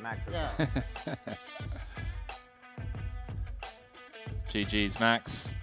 Sure be seeing more of him over the next 10 days or so. A deep run yesterday as well.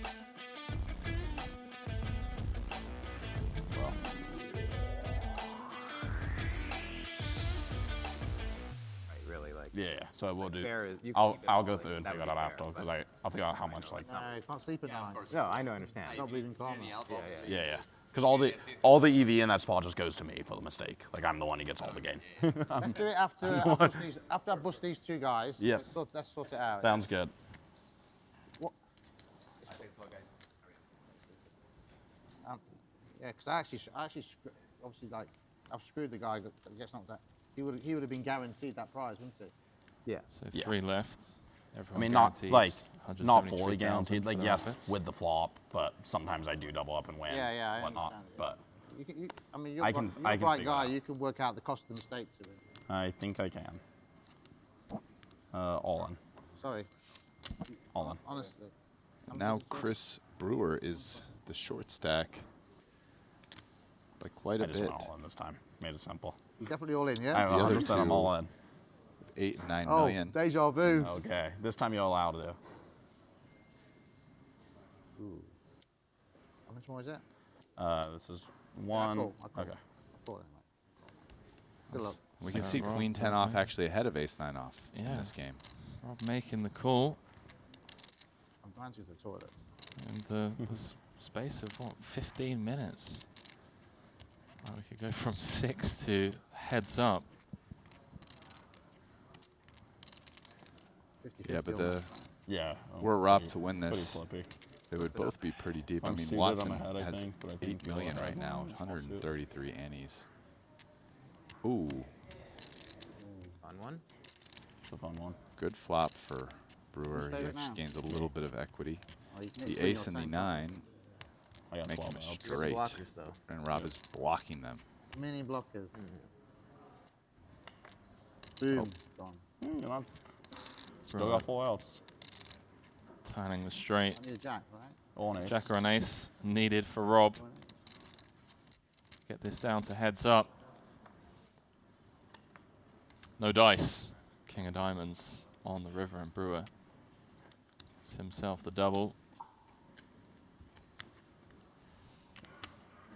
Now I think we're finally going to start seeing 1.64. some pre-flop that 1.6 goes beyond just shoving. million. Brewer's pretty deep now, so even though the ante has gone up and it's 60K, so you know the amount in the pot is 240K every hand. You know, Brewer has nearly 4 million, and the other players considerably more. So Good hand, sir. I don't think it'll be that many open jams. I think it'll be more limps or raises. And with three-handed, we'll see some raises.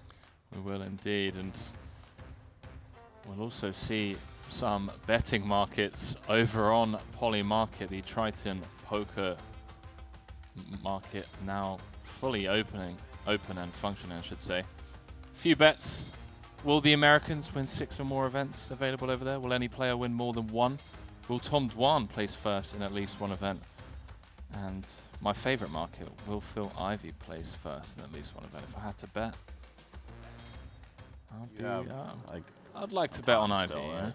Yeah. Yeah. He's done more than Not Rob someone by I a little bit. want to bet against. At least according to the app. So you guys both have, like, I guess, Still a lot of switch short up to deck how many events chips on left, play. and Ivy's been loving those. Scary how he just seemed to disappear for a couple of years and just come back, and it's almost like he never left.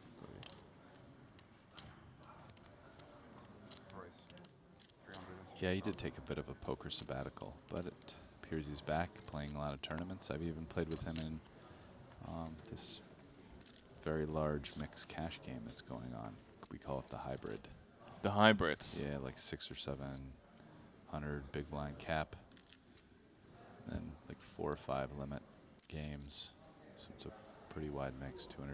200K cap, 150K buy-in, 510K limit, 1 and 2K blind big bet. Ivy's played it some, along with, I don't know anybody else that's here for Triton, but he's back playing the pokers. Here we go. So Yang taking an aggressive line here, raises the limp, and then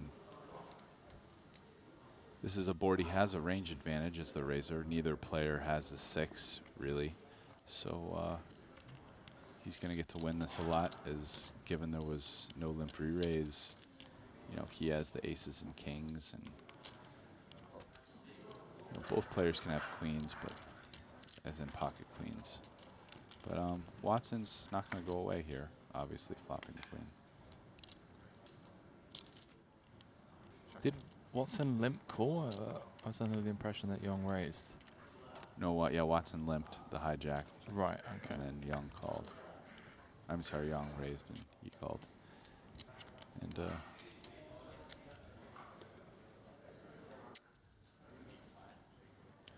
queen with a kicker that doesn't play here. Kind of a sticky situation. Could see a blocking bet. Nice way to control the size of the pot. Yeah. This play makes a lot of sense. You maybe get a hand like king queen to not raise you, even ace queen. maybe even aces or kings. And if somehow your opponent is weaker, maybe you get called as well. But, ooh, Rob turns his hand into a bluff. Yeah, those aren't calling chips, boys and girls. Turning up the heat. So Rob sussed out almost exactly the type of hand that Watson's going to have a lot here. And realizes he can't beat it. He's blocking ace-queen, and, you know, he technically he's blocking aces, but does Watson ever really just limp call aces? Probably not. And what hands would take this line in Rob's shoes, though? Bet flop, check turn. Yeah, potentially jacks, potentially queens. Potentially aces that realize it's good, right? I mean, he's not raising huge. Aces or kings, jacks. I don't think he takes this line with ace-queen. He probably just calls, so king's probably the worst hand he might do it with, I think. You know, it's possible he has ace-6 suited as well. I mean, he does have ace-8 suited. I'm not saying he would do it every time, but. Yeah. See if Sir Watts can sniff this one out. Yeah, this would be a tough call. I mean, he's clearly bluff catching. But plenty of hands Rob can have. I mean, Rob can really have just any hand that wasn't much. Yeah. You know, like ace king even. Yeah, exactly. Is he ever just like taking a hand like ace 10, king 10 that stab flop, check turn, and then get to the river with a straight blocker or whatnot, and decide to take off? Nice hand. Yeah, I figured out the fail well way to do played, it, but I'm just sir. going to have to get on a computer. It'll take me like 20 minutes. But I won't be able to do it unless I have a computer in front of me. Okay. It'll just be the...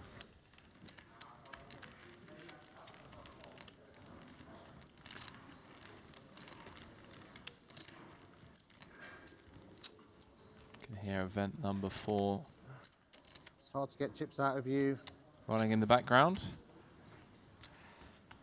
Not number 5, I do apologize. Rob with more verbal jousting, so it's really not always concerned about those. authentic. There you go. Hard to get chips out of you, implying obviously that was a value raise, but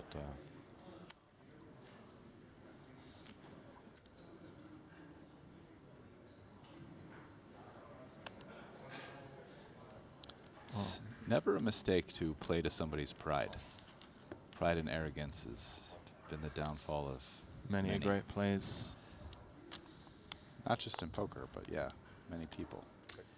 Yeah, it really does open up a can of worms when it comes to the conversations of what is required to be one of the elite in the modern day game. You can take your solvers, you can study as much as possible. You know, mindset leaks exist. Yeah.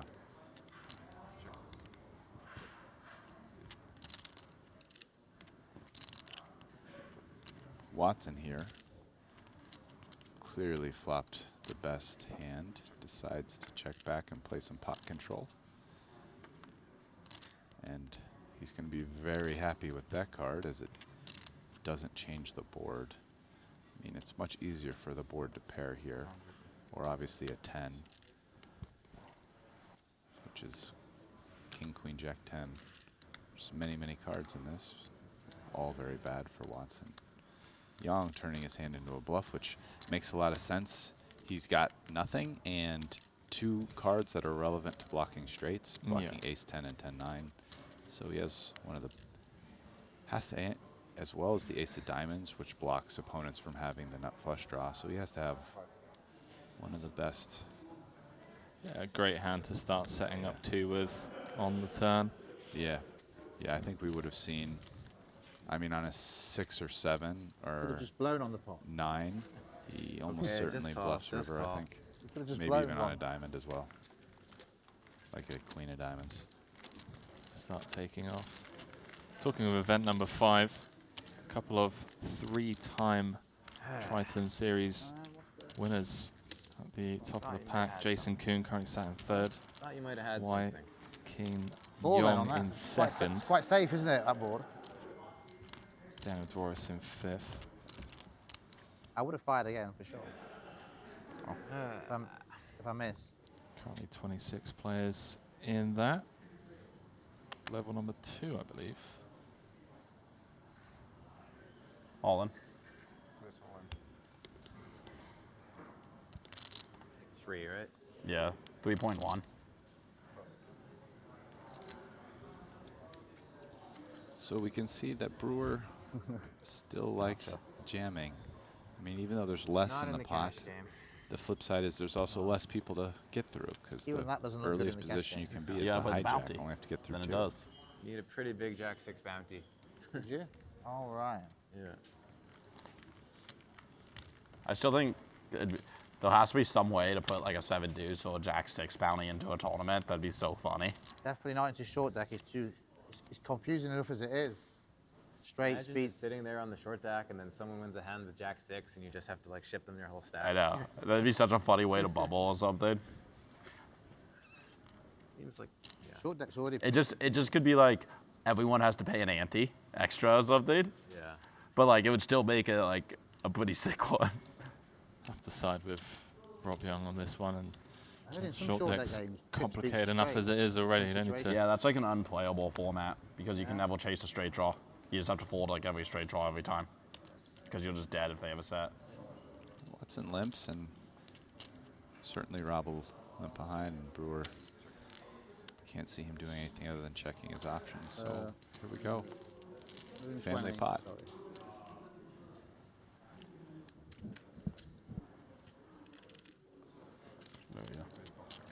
And our, But mathematically, our players are covering everything. I think There's that- I not going think to be trips are too many slightly more unlikely. flops that don't hit everyone other than It's like an all ace close.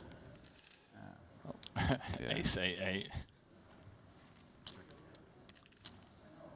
Watson still the best of it. But Brewer gets to bet this a lot. He has the most eights by a decent margin. So his hand gonna like betting here as well. 6 being a very good card for him. You think He might Watson keeps continue. him honest for one? Yeah, I think so. It's the break now. I think it's kind of like a minimum Dodge. defense frequency type call Me here, too. Good luck, guys. right? Like you're not really happy about it, but you know, I mean, Brewer doesn't have aces. Brewer probably doesn't have ace king or ace queen, and you know he's betting a lot. He has the most eights combos, but he's also going to be betting air quite a bit.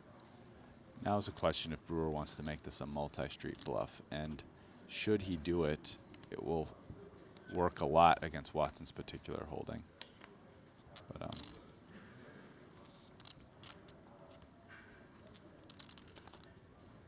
so with kings,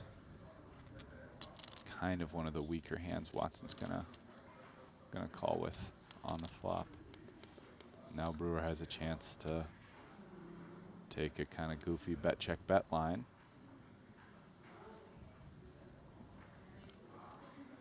Yeah, and it feels like one of the nut hands to do it with, given that he's playing a 100% range. So it was limp to him on the button. Yeah, I mean, he has 6-9, Watson doesn't. Exactly. Could have checked back 3-8, certainly, against somebody who could easily have aces or queens. So That is the question. and he Yeah. gives up. I guess that kind of... Watson's That's super bad for happy me. for it because it would be a very tough call with kings there. Watson's Mm. going to have better hands to call, Yeah, so like any ace, basically.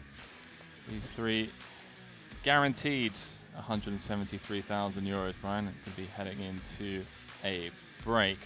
See Chris Brewer, bottom of the pack, just shy of 3 million. Came in today as chip leader, so Watts pretty much tied with Rob Young at the top with around about 7.8 mil. Still all to play for when we come back. 372,000 for the winner. And well, currently as it stands, a little 96,000 euro ladder between third and second. So I'm sure These boys will be chomping at the bit to get this break over and done with and get back into the action at the table. Welcome back to the commentary booth, boys and girls. And just talking of action, Brian, before we head into break, the 25K short deck, 27 runners currently up and running, and just checking out the app.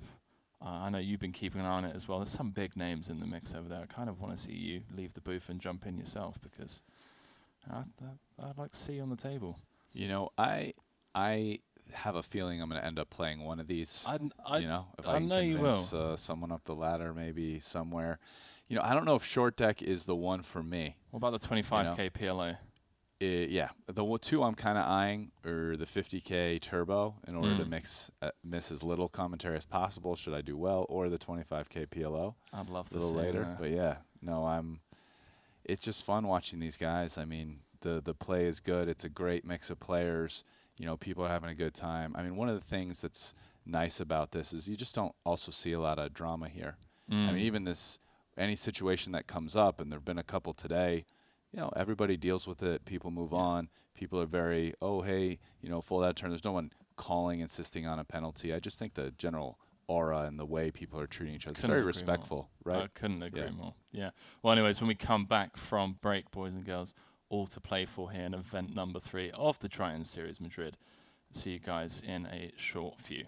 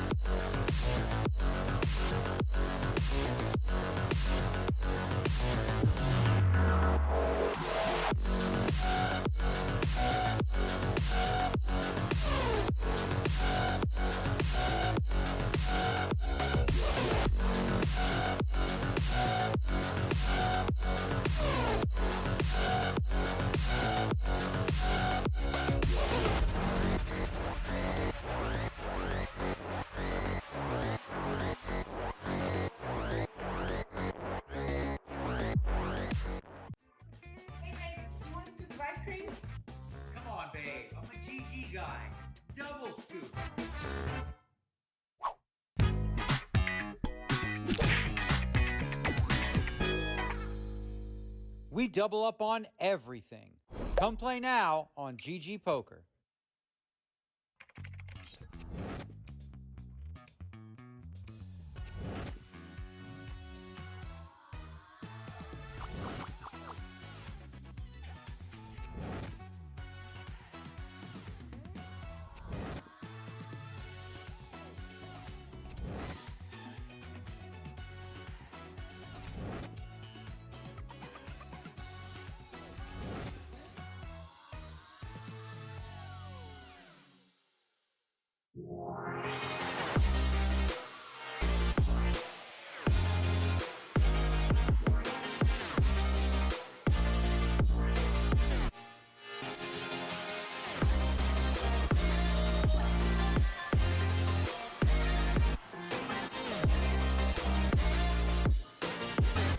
Yeah, and you can see the pain on Brewer's face there. He Just knows how huge especially in If it's never, then like he knows that the flush.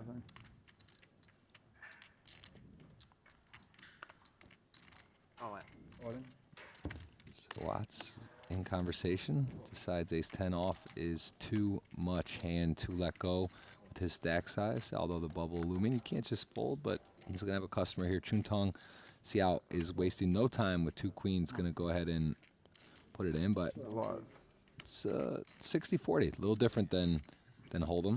Queens to ace-10 off, a little more bang for your buck with the overcard to a pair. So Watts knows he's not in dire straits. Hard to make a straight though with the queens. Looking for that big old ace. Hello. And about 2 of them. Now just needs to fade the 2 outs twice.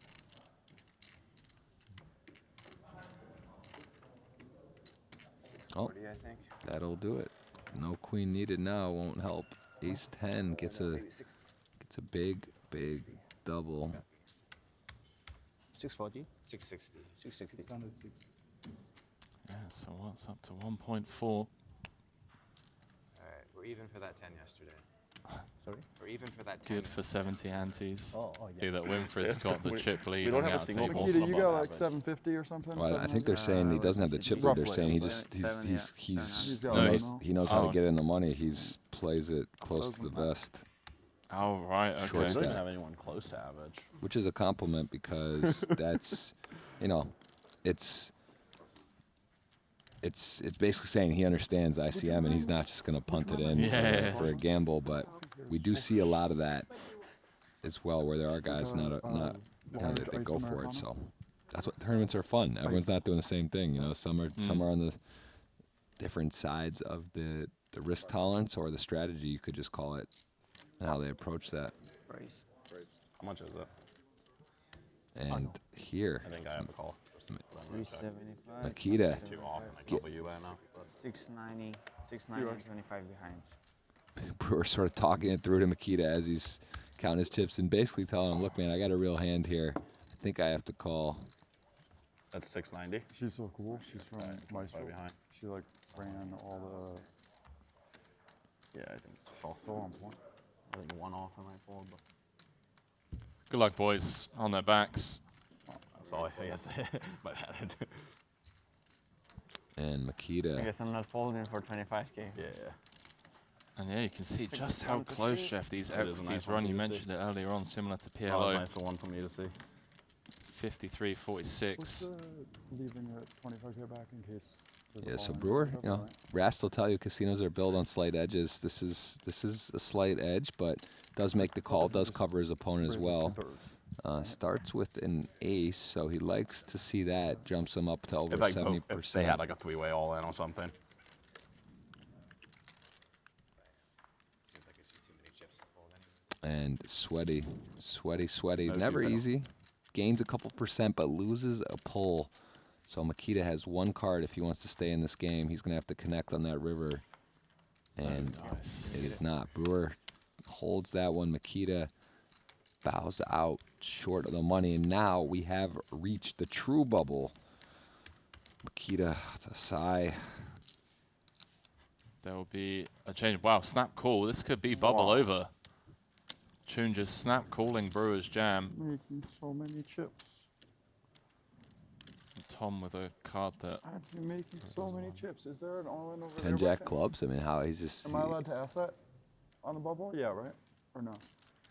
I'm not supposed to? You're not supposed to ask that, or you can?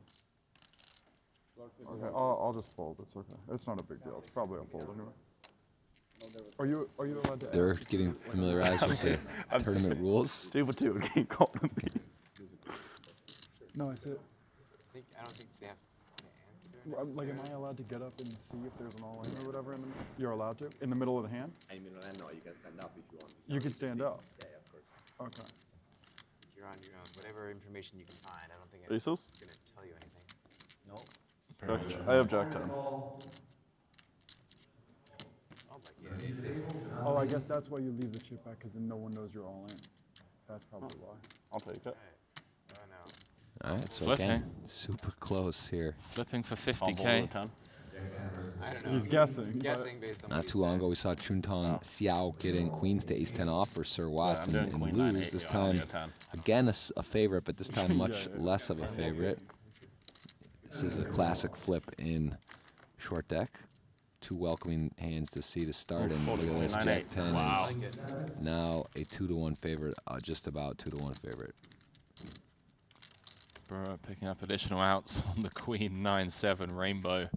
Any King Jack 10-8. And GG's. that's it. Dead on the turn, Jeff, and well, Yeah, 10 9. what was that, a one-handed bubble? It looks, yeah, this was definitely not a. It's I been wasn't flip making flopping. We had a short, long, short. As we mentioned, short deck. He was this You can tired, make no limit a better cash and it game was than a short deck no-limit construction. hold'em tournament. He wouldn't play. Yeah, because you can make ante. I do think it'd be interesting to run no limit stuff with like short deck structure. Like you just do the anti-structure the It's same better, way. yeah. And you can also just do really high ante and stuff, but even still, No Limit's just a worse tournament game.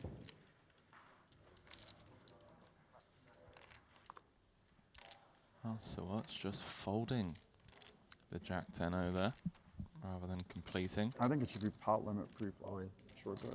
It's like 750. Yeah, 760. it would definitely change things a lot. Hold on.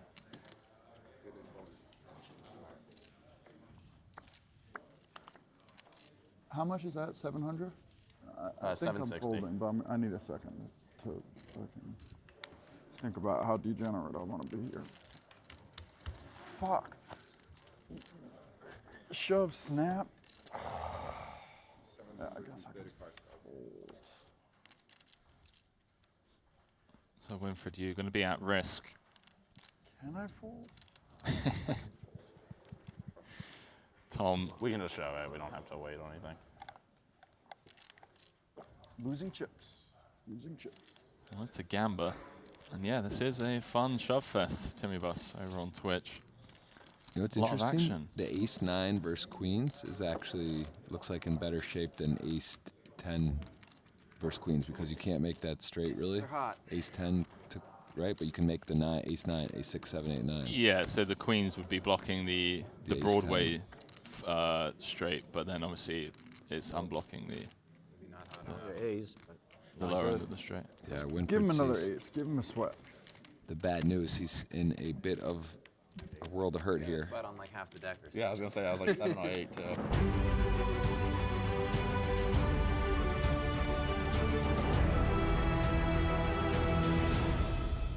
Welcome back to the live coverage of event number 3, the €20,000 short deck from the Gran Via here in Madrid. It's the Triton Poker Series. My name is Henry Kilbane, joined alongside Brian Russ in the commentary booth.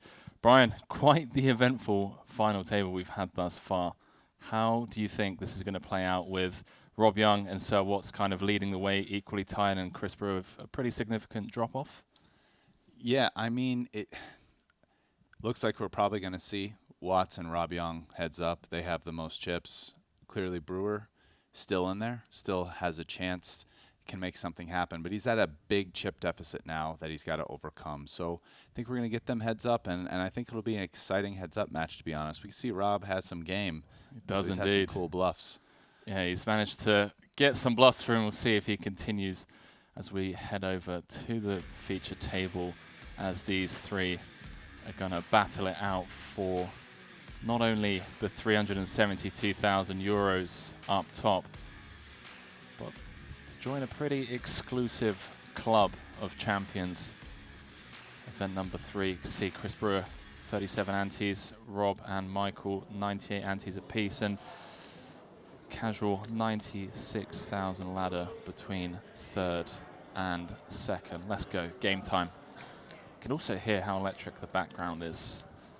The atmosphere here in the arena.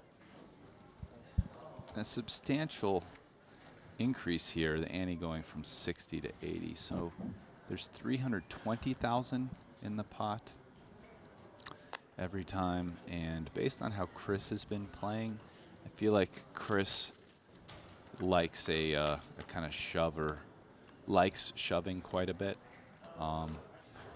So I think we'll see a decent amount of that in how he chooses to play. So there'll be some variance there, right? Because not as much post flop, Chris shoving, and you know.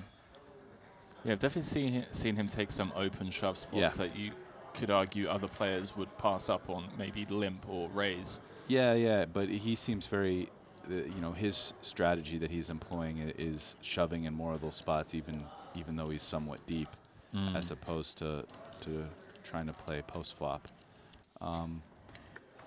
Both players here with a gut shot. Rob getting there on the turn. 9 of clubs rolling off.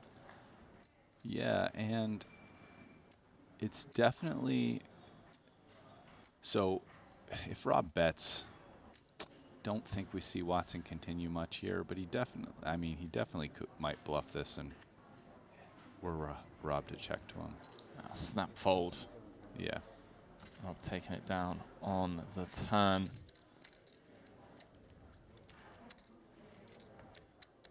Came here with 0 cashes to his name in the Triton Poker Series, and with just 3 events played, Brian now has 2 final tables out of the 3 played, looking to Quite win the his start. first. Great start to the series. Birthday coming up as well. Why not win yourself a little trophy for the mantelpiece to take home? Here we go. 2 nice playable hands.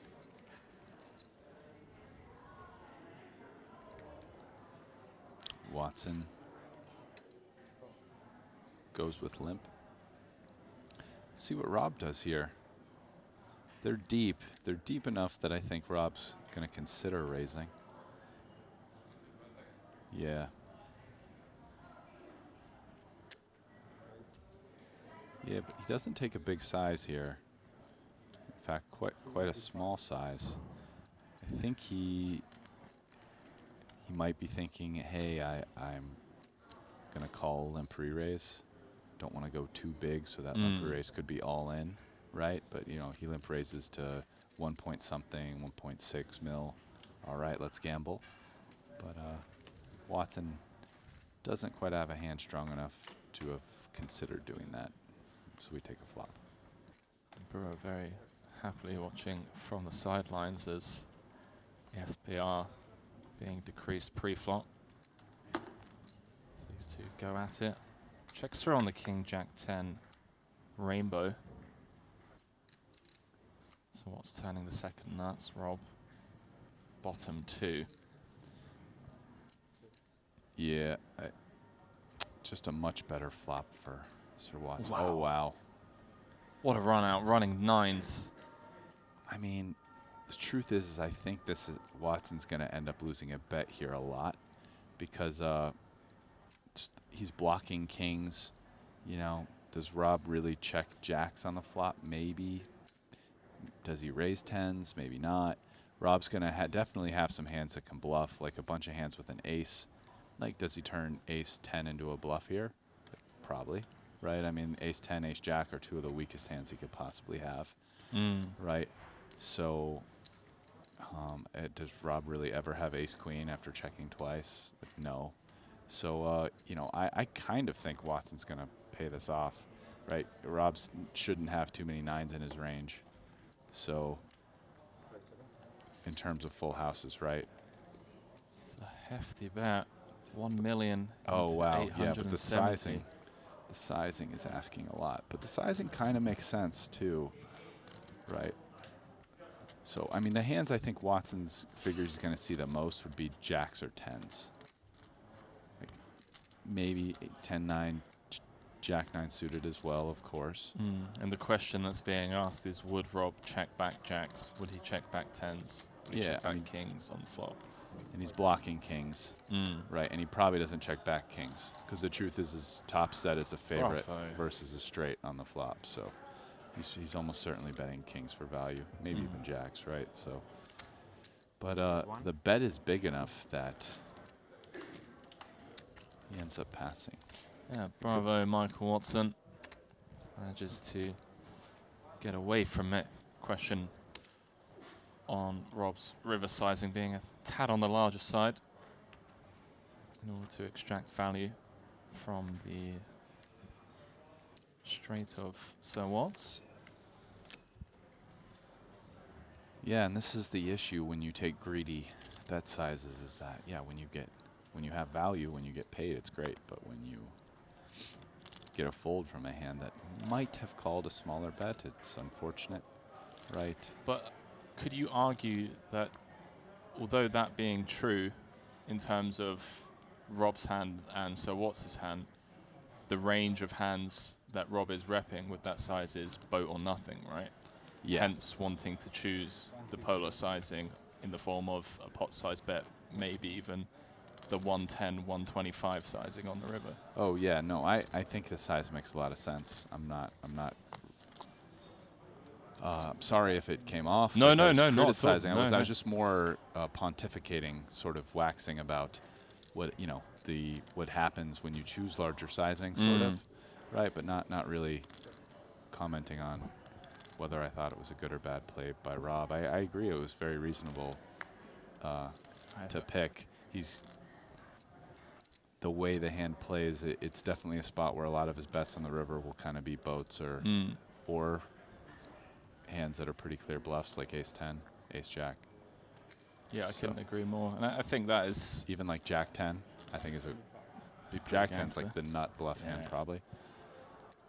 And certainly a hand that he would raise pre, check flop, check turn, and then bomb river. So nicely sniffed out there. So Watts managed to get away from it. And Rob rivering the nut low straight.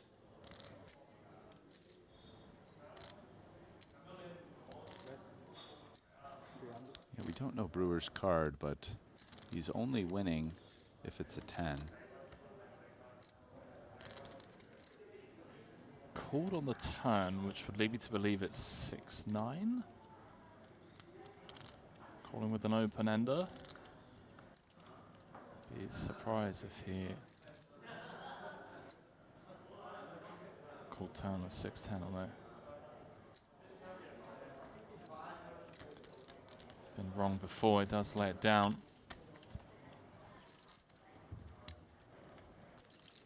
Great start to three-handed play for Rob Young. Chipping away nicely. All three of these players guaranteed 173,000 euros. And worth noting, Brian, it's quieting down a little bit out there. These boys, business end of the tournament, had arguably the chattiest feature table we've had so far here in Madrid at the start of this final table when we were seven-handed. Yeah, but not anymore. We even kept some chatting going Very deep, innit? after Tom busted. For you two. It's not too deep for me. There we go, right on cue. Brewer pointing out what we have already in the booth, which is he has considerably less chips, and by extension, we're postulating that he'll be doing some jamming because it seems that he's been liking that strategy, perhaps more than some of the other players. Definitely noticed been some other players that have liked raising some.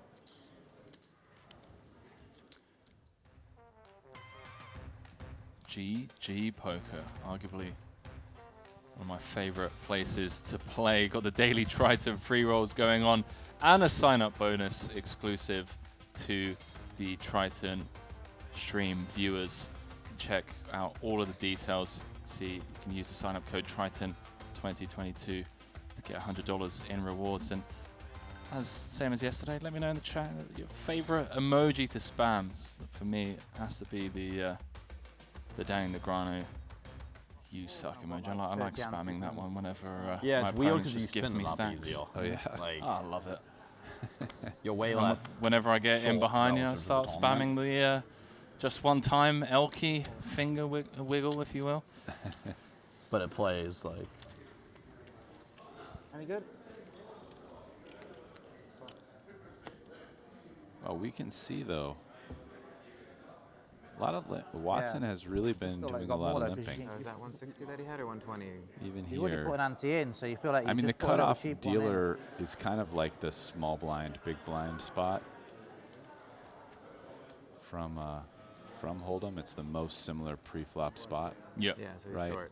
You are out of position to somebody who has, you know, an ante more in this case, or like a small blind more. Yeah, no worries. I just barely caught it. But That could be the you know, with an decider ante for in the tournament. pot.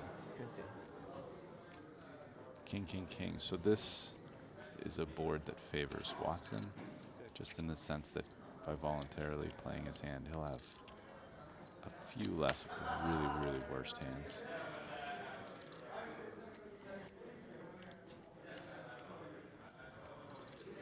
and could have some traps, and Young, you know, probably doesn't have ace king or aces. 125. Dan. Danish Sausage saying the L key, not sure if emote is amazing. I have to agree. GG have done See on an the amazing computer how many job answers you've got. at making I've got online 116 poker answers. as entertaining and fun as So is possible. that like 160 antes. 70 big blinds, 60 big blinds, 50 big blinds? It's weird. I feel like 160 antes is like 100 bigs or something. Right. Or like more. It's like not that easy to get 160 antes then. 116, right? Not 16. Yeah, Oh, I got 116 antes. Yeah. Sorry to ask you guys for in RTA coaching, in-house coaching, but My rough rule of thumb is divide by 2.5. There we go. I just Gonna made write that up, one though. down. It's not a. Yeah. Divide antes by 2.5. Let's try and figure out how many bigs you got.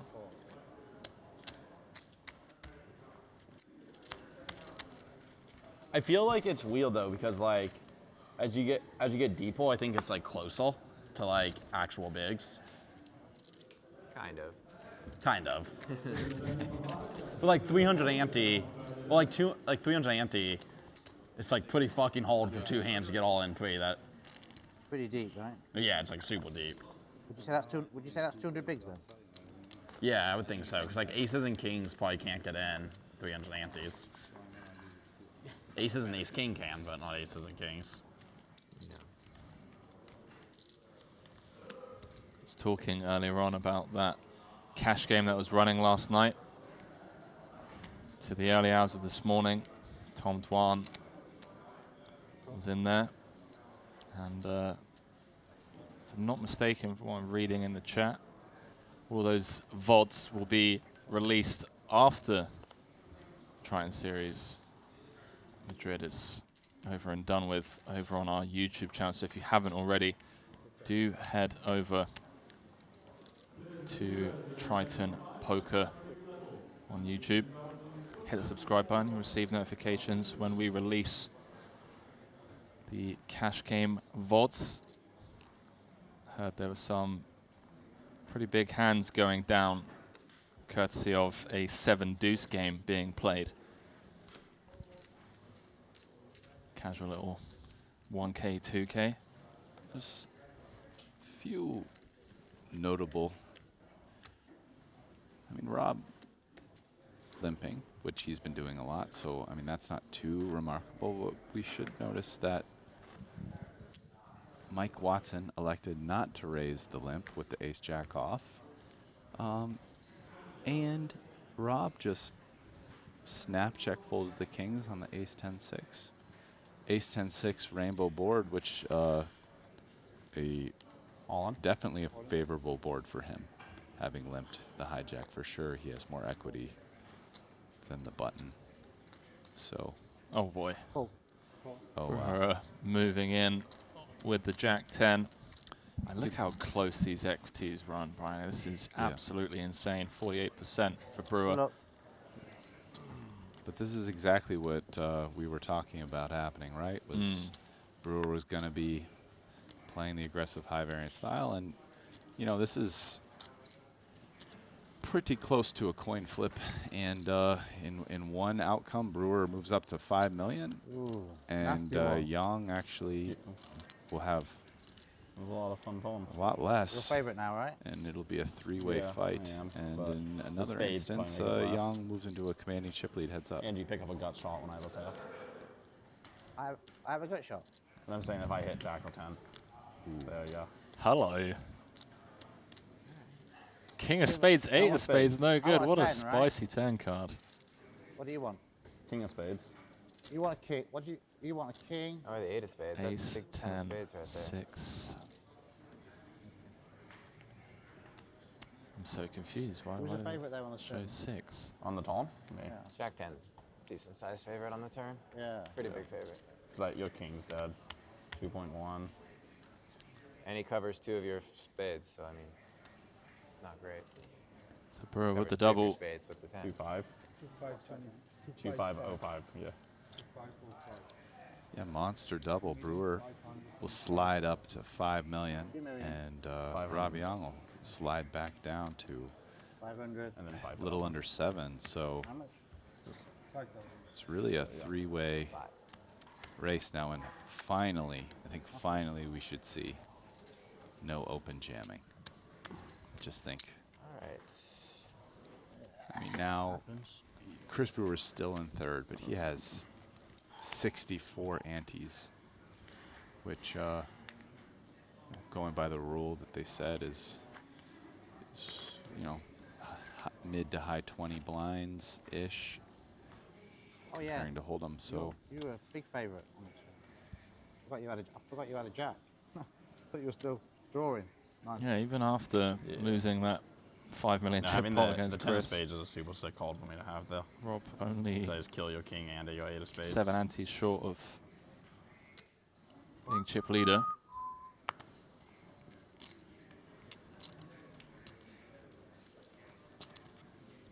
Watson limping, and here we go. Rob raising behind. Again, Rob consistently choosing these small sizings. And that'll steal the button for him. And Watson happy to see a flop. Out of position, particularly brutal in this game.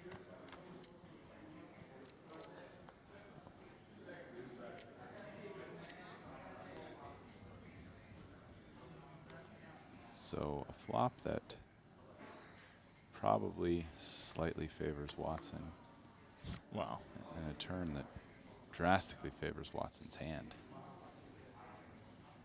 I meant the flop, I meant it favored his range a little bit. For sure. Yeah, as Young shouldn't be raising too many of the really, really low cards.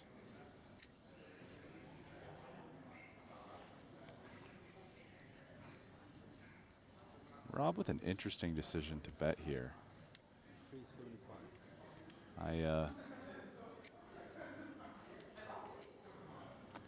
Checking back flop, betting that turn. I suppose Rob is repping a hand like 10 jack, jacks, aces, you know, gonna have some king queens and other hands. But I think Watson should feel very good about his hand and Rob not having 8-9. Decide whether to check raise or trap, but raising.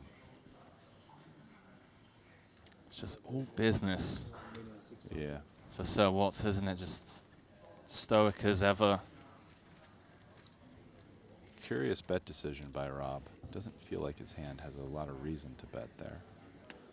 But yeah, not even really denying much equity, are you? Even against hands that you're currently ahead of, like even King Queen.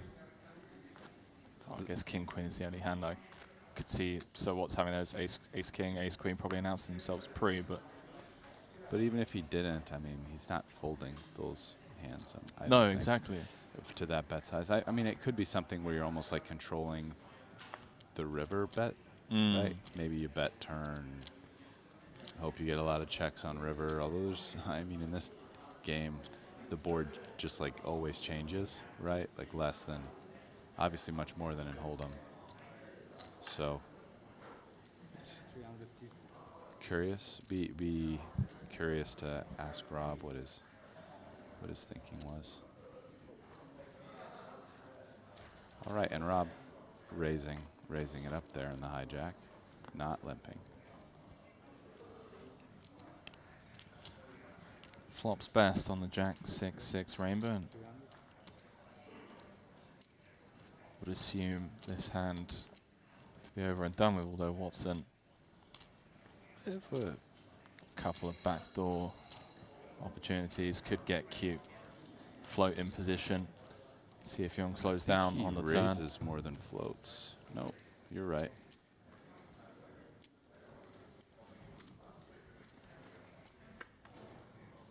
Okay. Wow.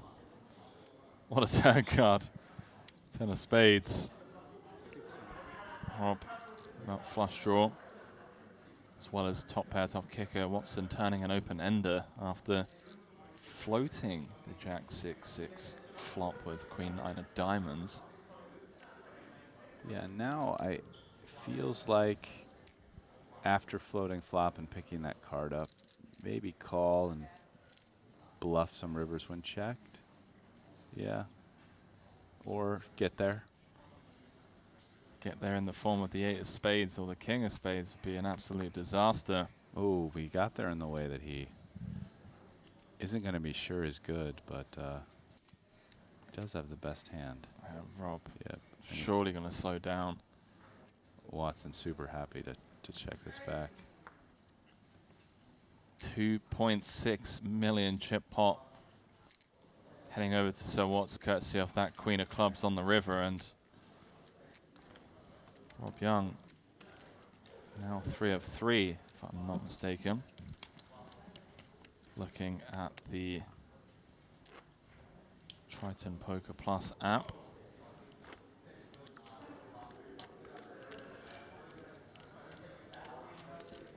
Boys and girls can check that out as well. Head over to the App Store. Triton Poker Plus for all things Triton. You can sweat event number 5, the 25K short deck. See who's in the mix over there. 32 players in so far.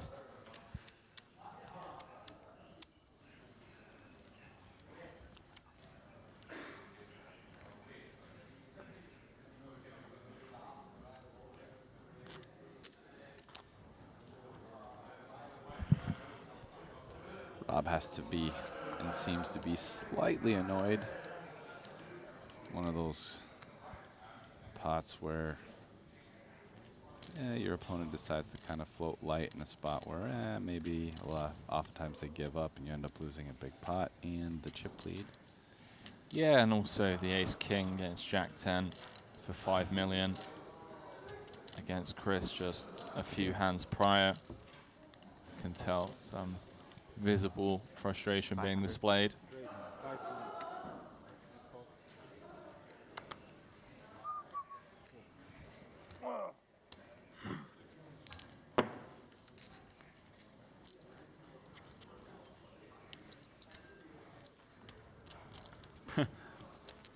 Long chips. Did you 305 instead of 80. see the Chance Corneth tweet storm on Twitter thread on how to stack your chips at the poker table, depending on what image you're trying to give off? Oh no, I didn't see it. So definitely, if you get the chance, check that out. It's quite a fun thread, not gonna lie. Very creative of Chance. Someone who I would love to see actually coming to these Triton events.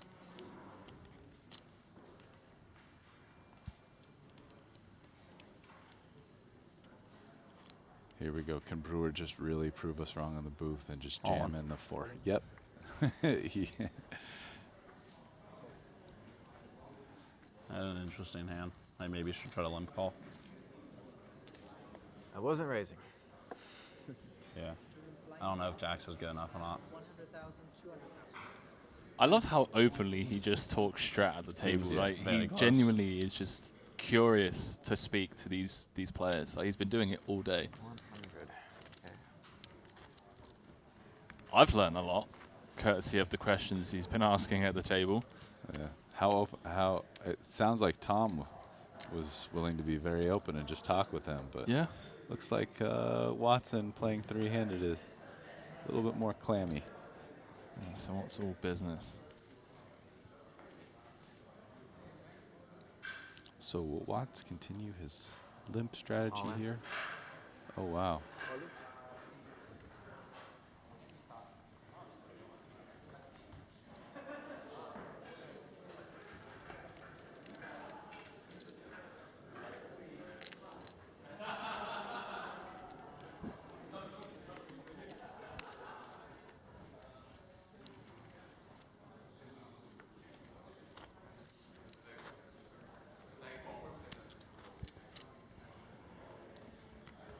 Yeah, the difficulty being, I guess, there is some ICM pressure to slide up.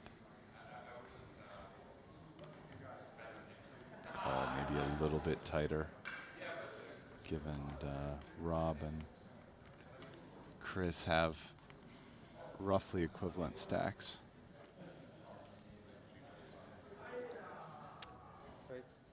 $2.5 million in Triton Series cashes. 8 cashes for Sir Watts as well.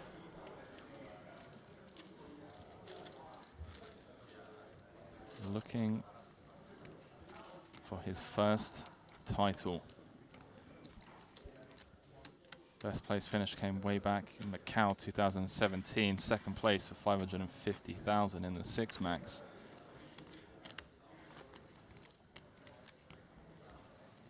And the crazy thing so far, Brian, is that history is going to be made yet again today in event number 3 in the form of a new winner, regardless of who takes it down. So, 3 events in, 3 new champions here in Madrid. All 3, it will be their first.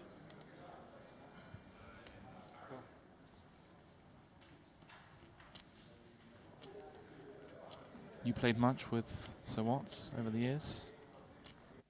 Yeah, not a lot, but certainly we've played at the same table.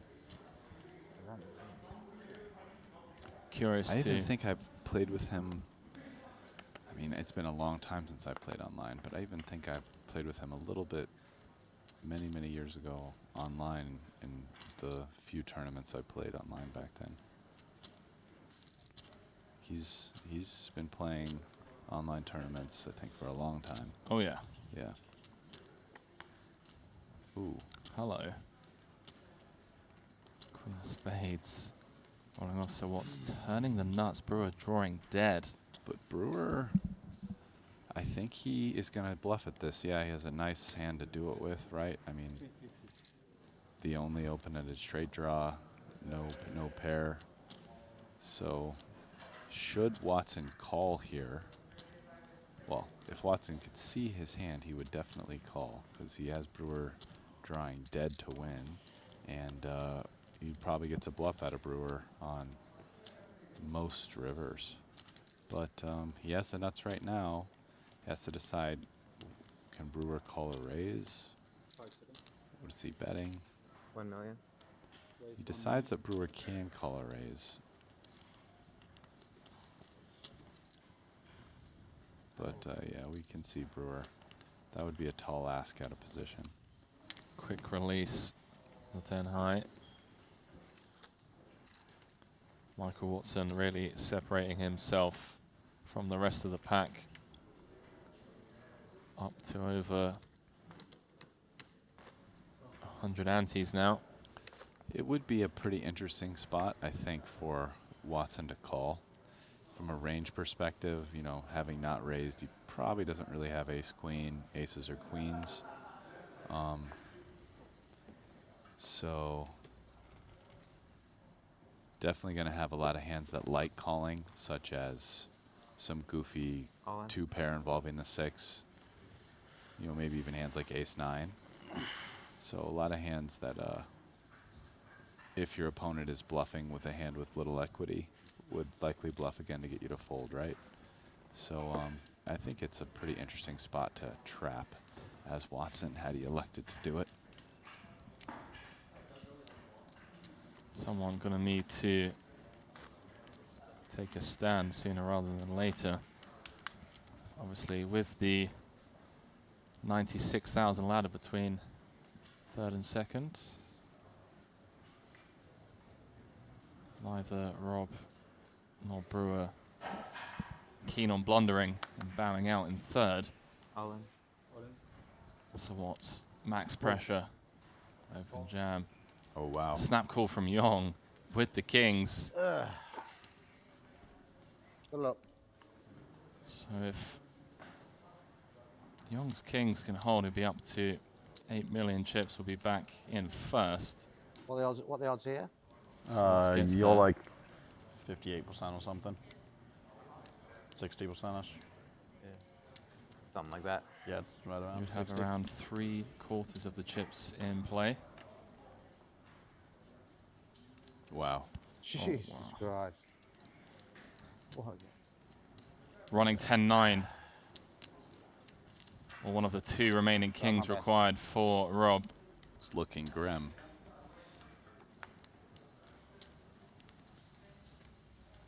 King and a king only, 7%.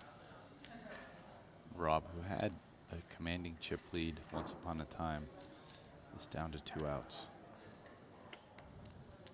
No dice, Jack of diamonds on the river, handshakes all around, and all right, we are heads up. Both Michael Watson and Chris Brewer now guaranteed 269,000 euros. Rob bowing out in third for 173. I assume we're going on break. Oh yeah, I guess. Quite the start to this Triton series here at the Gran Via in Madrid for him. 2 final tables out of the 3 events played so far. So although you could argue that after having the chip lead, maybe third, it's going to leave a somewhat sour taste in his mouth. You can see the payouts there. Yes, certainly not too long ago, Rob Young was rating to do better than a 3rd place finish, but you know, that's how it goes, right? He, nevertheless, if you told him 3rd at the beginning of the tournament, I'm sure he'd be pretty happy with it, but that anchor bias is real.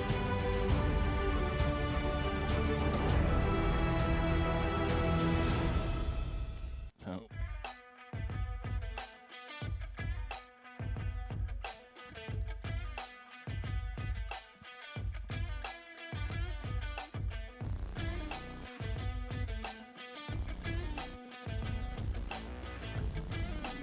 yeah, nice run, Rob. Well played. So welcome back to the commentary booth, boys and girls. Just a short few moments, we will be diving into the heads-up match between Michael Watson and Chris Brewer. So Watts coming in with a more than 4-1 chip advantage over his opponent, and both players guaranteed 269,000 euros, but still a lot to play for here, Brian. Over 100,000 euros between first and second, and both players looking for their first Triton Series trophy. So yeah, certainly. I mean, I'm looking forward to this heads-up match. Should be some fun poker. I haven't seen too much short deck heads-up, so it'll be exciting to see the lines these guys take. And obviously, you're in a situation where I'm sure they've got to play a lot of hands and, you know, find ways to turn marginal holdings into either value or bluffs, as happens in heads-up in all forms of poker. So, yeah. I feel like Watt's a force to be reckoned with at the moment based on what we saw in Cyprus, and given what we've seen over the last 2 events up until now, really looking forward to seeing him come into this heads-up play.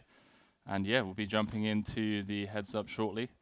I believe they're going to be going for another 5 minutes or so. And yeah, we'll be back in 5.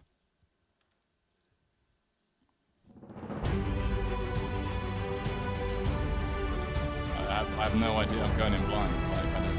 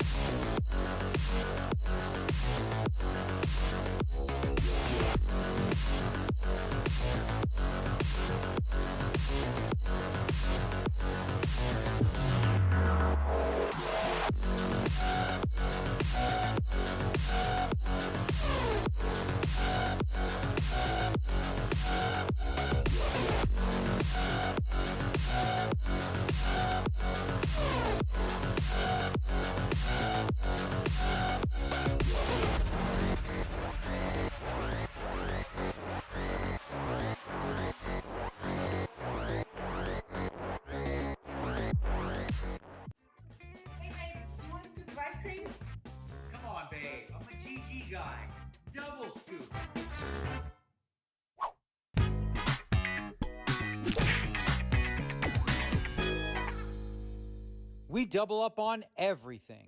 Come play now on GG Poker.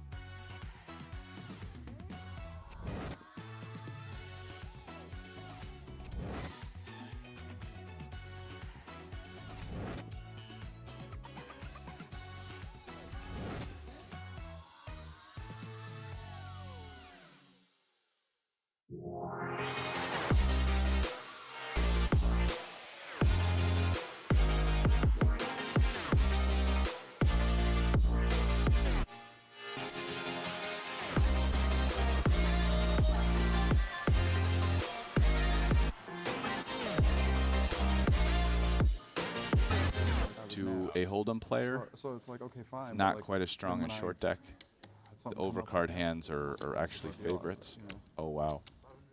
I had even told him, I was Huge like, wake up here with Sir Watts. Sure, he's just going to go all in, and my Like, guess is trying, Rob's going to end up.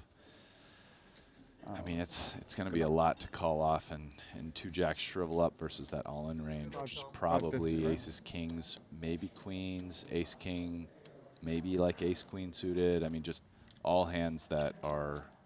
I don't know if it's really a single hand jack's ahead of. So even though there's a lot of money out there, it's also. He's the chip leader right now. And Exactly. Yeah. It's basically just. On. Yeah, I couldn't agree more, Brian. I think just. Thanks for the good luck wishes. It seemed like he had that face on. That's why I wasn't saying anything. Good news for Tom, who can't fold his hand, is that now he more than triples up if he hits a 10, and we didn't see any 10s get folded. So even though it's 70-30, he's probably actually slightly higher. Oh no, we did see a 10. 10-9 suited.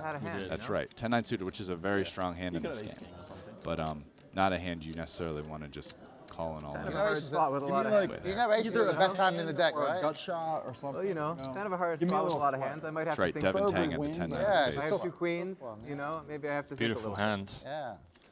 Yeah, it's actually Nice the spot. best hand to take against aces. 10-9 I would suited. like a sweat or a win. What? Wow. Wow. Give him a He's diamond. running Yeah, diamonds. diamonds. Sweat. Come on, man. No sweat. Brutal. Not even a Some sweat. of these I mean, don't- straight they flush don't know how draw strong aces are. and running 10s, and that's it. Good game, Tom. You're rooting for the 8-8 for me, Jason? Really? Good luck, guys. That sounds like Jason's on the road. We do have our first elimination of this final table, where it took some time to get there, but everyone now guaranteed an additional 16,000 euros, courtesy of Watson's aces holding up. And Who knows? That could also just be some verbal jousting of sorts. trying to get a read. Or no, just, he's going to, I don't know. I mean, it feels like he What was weird should about that just make his situation? decision No, there, I didn't call. regardless of Yeah. that. I mean, it was At like this point, he's literally in the the entire tournament, so table. he's going to fold the rest of the time. Yeah, Before I watched none of us the thought finals, about it until. I put in a chip for Antes, but I didn't watch my cost yet. Oh yeah, it's okay. I can, So it's on me now. yeah, right? heels change. There we go. So it's not confusing. There we go. I mean, like, So what? Devin might actually just jam here, For sure. I yeah. was just saying it was like the whole table. Like none of us realized. I wouldn't like to do that. Oh. Oh, wow. Still call? If it's your day, it's your day. The aces machine.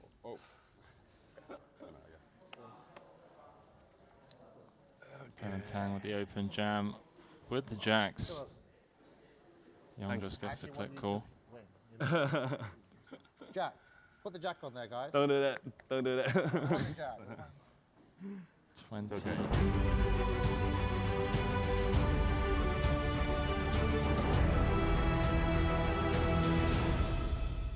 Welcome back to the commentary booth. Myself, Henry Kilbane, joined alongside Brian Ross for heads-up coverage of event number 3, live from the Gran here in Madrid. Both players locked up 269,000 euros, and it is Michael Watson coming in with a rather healthy chip lead, Brian, in the form of 4-1 chip advantage over Chris Brewer, who has he's managed to find his way here to heads up and locked up 269,000. What are you expecting coming into this heads-up play? Well, I mean, you have to expect Mike Watson to probably win. I mean, that's a very large chip advantage. And, in terms of their play, I mean, both have played well, but I think I slightly prefer Watts. I feel like I really like a lot of his plays. So between the chip lead and that, it's probably Sir Watts taking down his first Triton title. Well, let's jump into it. As the boys are about to get heads-up play on the way. You can see Michael Watson, 149 antes, plays 37. And a casual 103,000 euro heads-up match on the way here.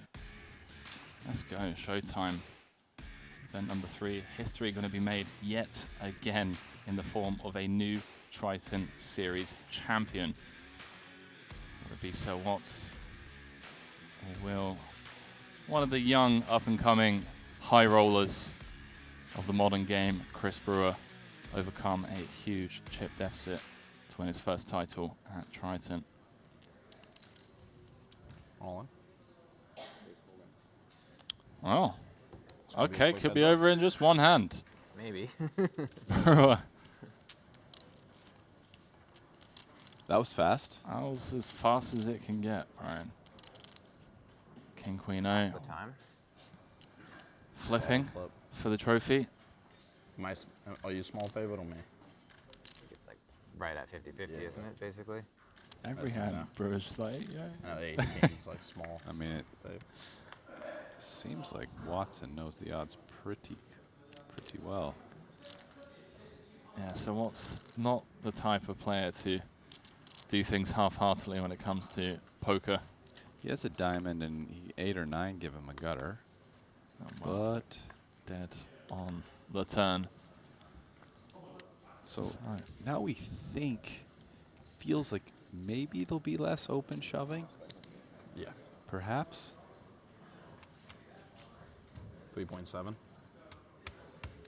Yeah. 37 antes at the start of that hand. So doubles up to 74. 75 antes. Yeah, and now heads up.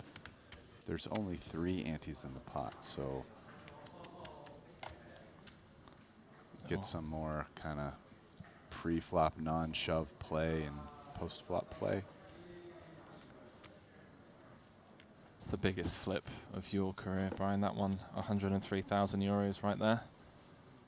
Who, me? Yeah. I'm sure you've had No, some. Definitely not. I've been involved in bigger, just no equity gambling flips. Okay, than go on. that. Explain. No equity, as in you were drawing dead? No, or? as in just run it, flip, for more than. Well, end of the night, and you know. Well, no, I don't know Scott if I've ever Seaver turns done around. over 100K, like me, someone else 100. It's possible. I don't even remember, but definitely ones where it was well over 100K between all the people flipping. I mean, in the game I was telling you about this hybrid mix, the 150, 200 cap, 100 big blind, six big bet, 4 limit. Everybody, it'll be 7-handed, and everyone, there's 2 flip plaques in, and so it's not a round, but just one. Everybody puts in 20K. Okay. And flip. Yeah. And the dealer just runs it? Just runs it, PLO. Yeah, Okay. so that's 140 right there. Slow rolling allowed? I mean, no, it's frowned upon. Oh, Yeah. really? But Even in the everybody flips? sweats their cards like Yeah, together. exactly. Yeah, That's what I mean. Yeah, no one really slow rolls. There have been some people, but they're not playing anymore. Ah, okay. Right. So I feel like that'd be the funnest part, you know. Scott Seaver thinks he's going to win the 7-way flip or whatever, and you've got like 2 outs to beat his hand. You peel your last card slowly.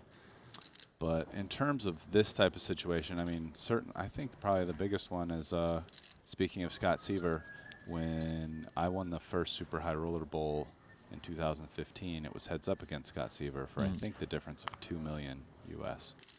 So that's probably the biggest of those spots, so to speak, money jump. I did final table the first 1 drop, but I busted in 6th, I think, so before the really big pay jumps.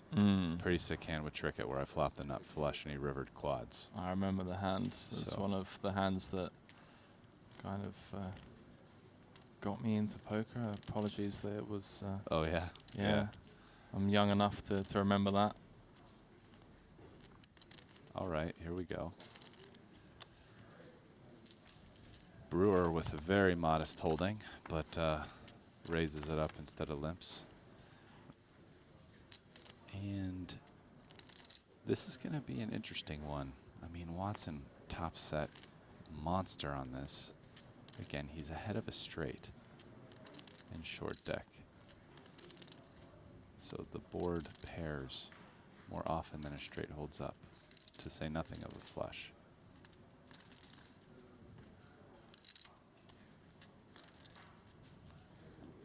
Brewer bottom pair and a gutter. But interesting bet size chosen by Watson. Small enough to maybe keep in hands like Brewer's, and it does.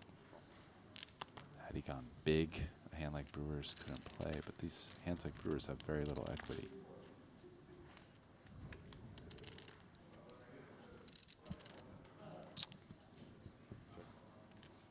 1.6 mil out there. So what's 86% equity going to the river should we see a 5th card roll off? Seems unlikely. Yeah. He might check it back. But he definitely, there's a lot of reasons to bet here. If he does bet, he has to decide the sizing. My guess is not too big. He wants, now he is behind a straight. Should Brewer be slow playing? So it's about 70% pot. So it's on the larger size. And that's way too much for Brewer's modest hand.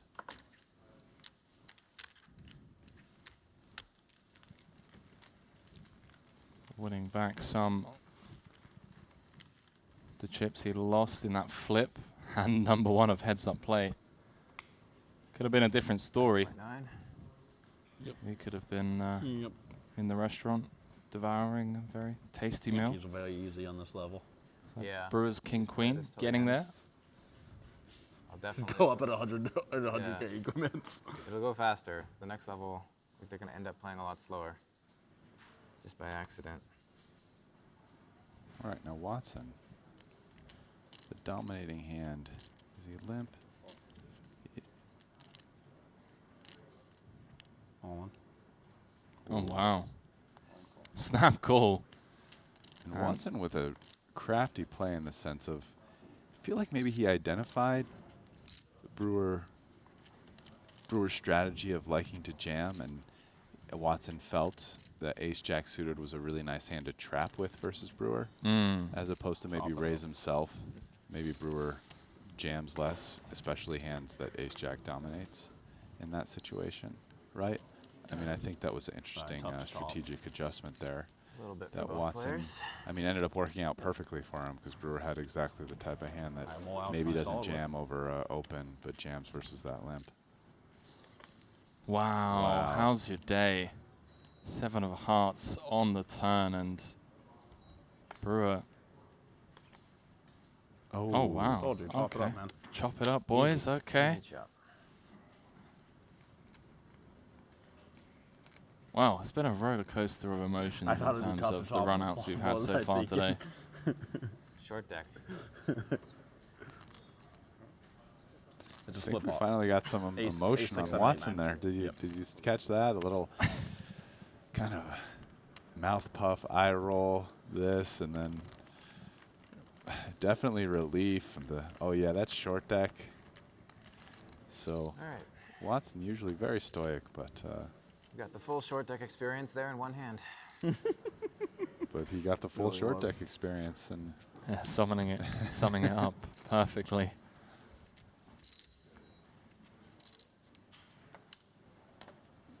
You're ahead, you flop your opponent to a gutter, they get there, you're just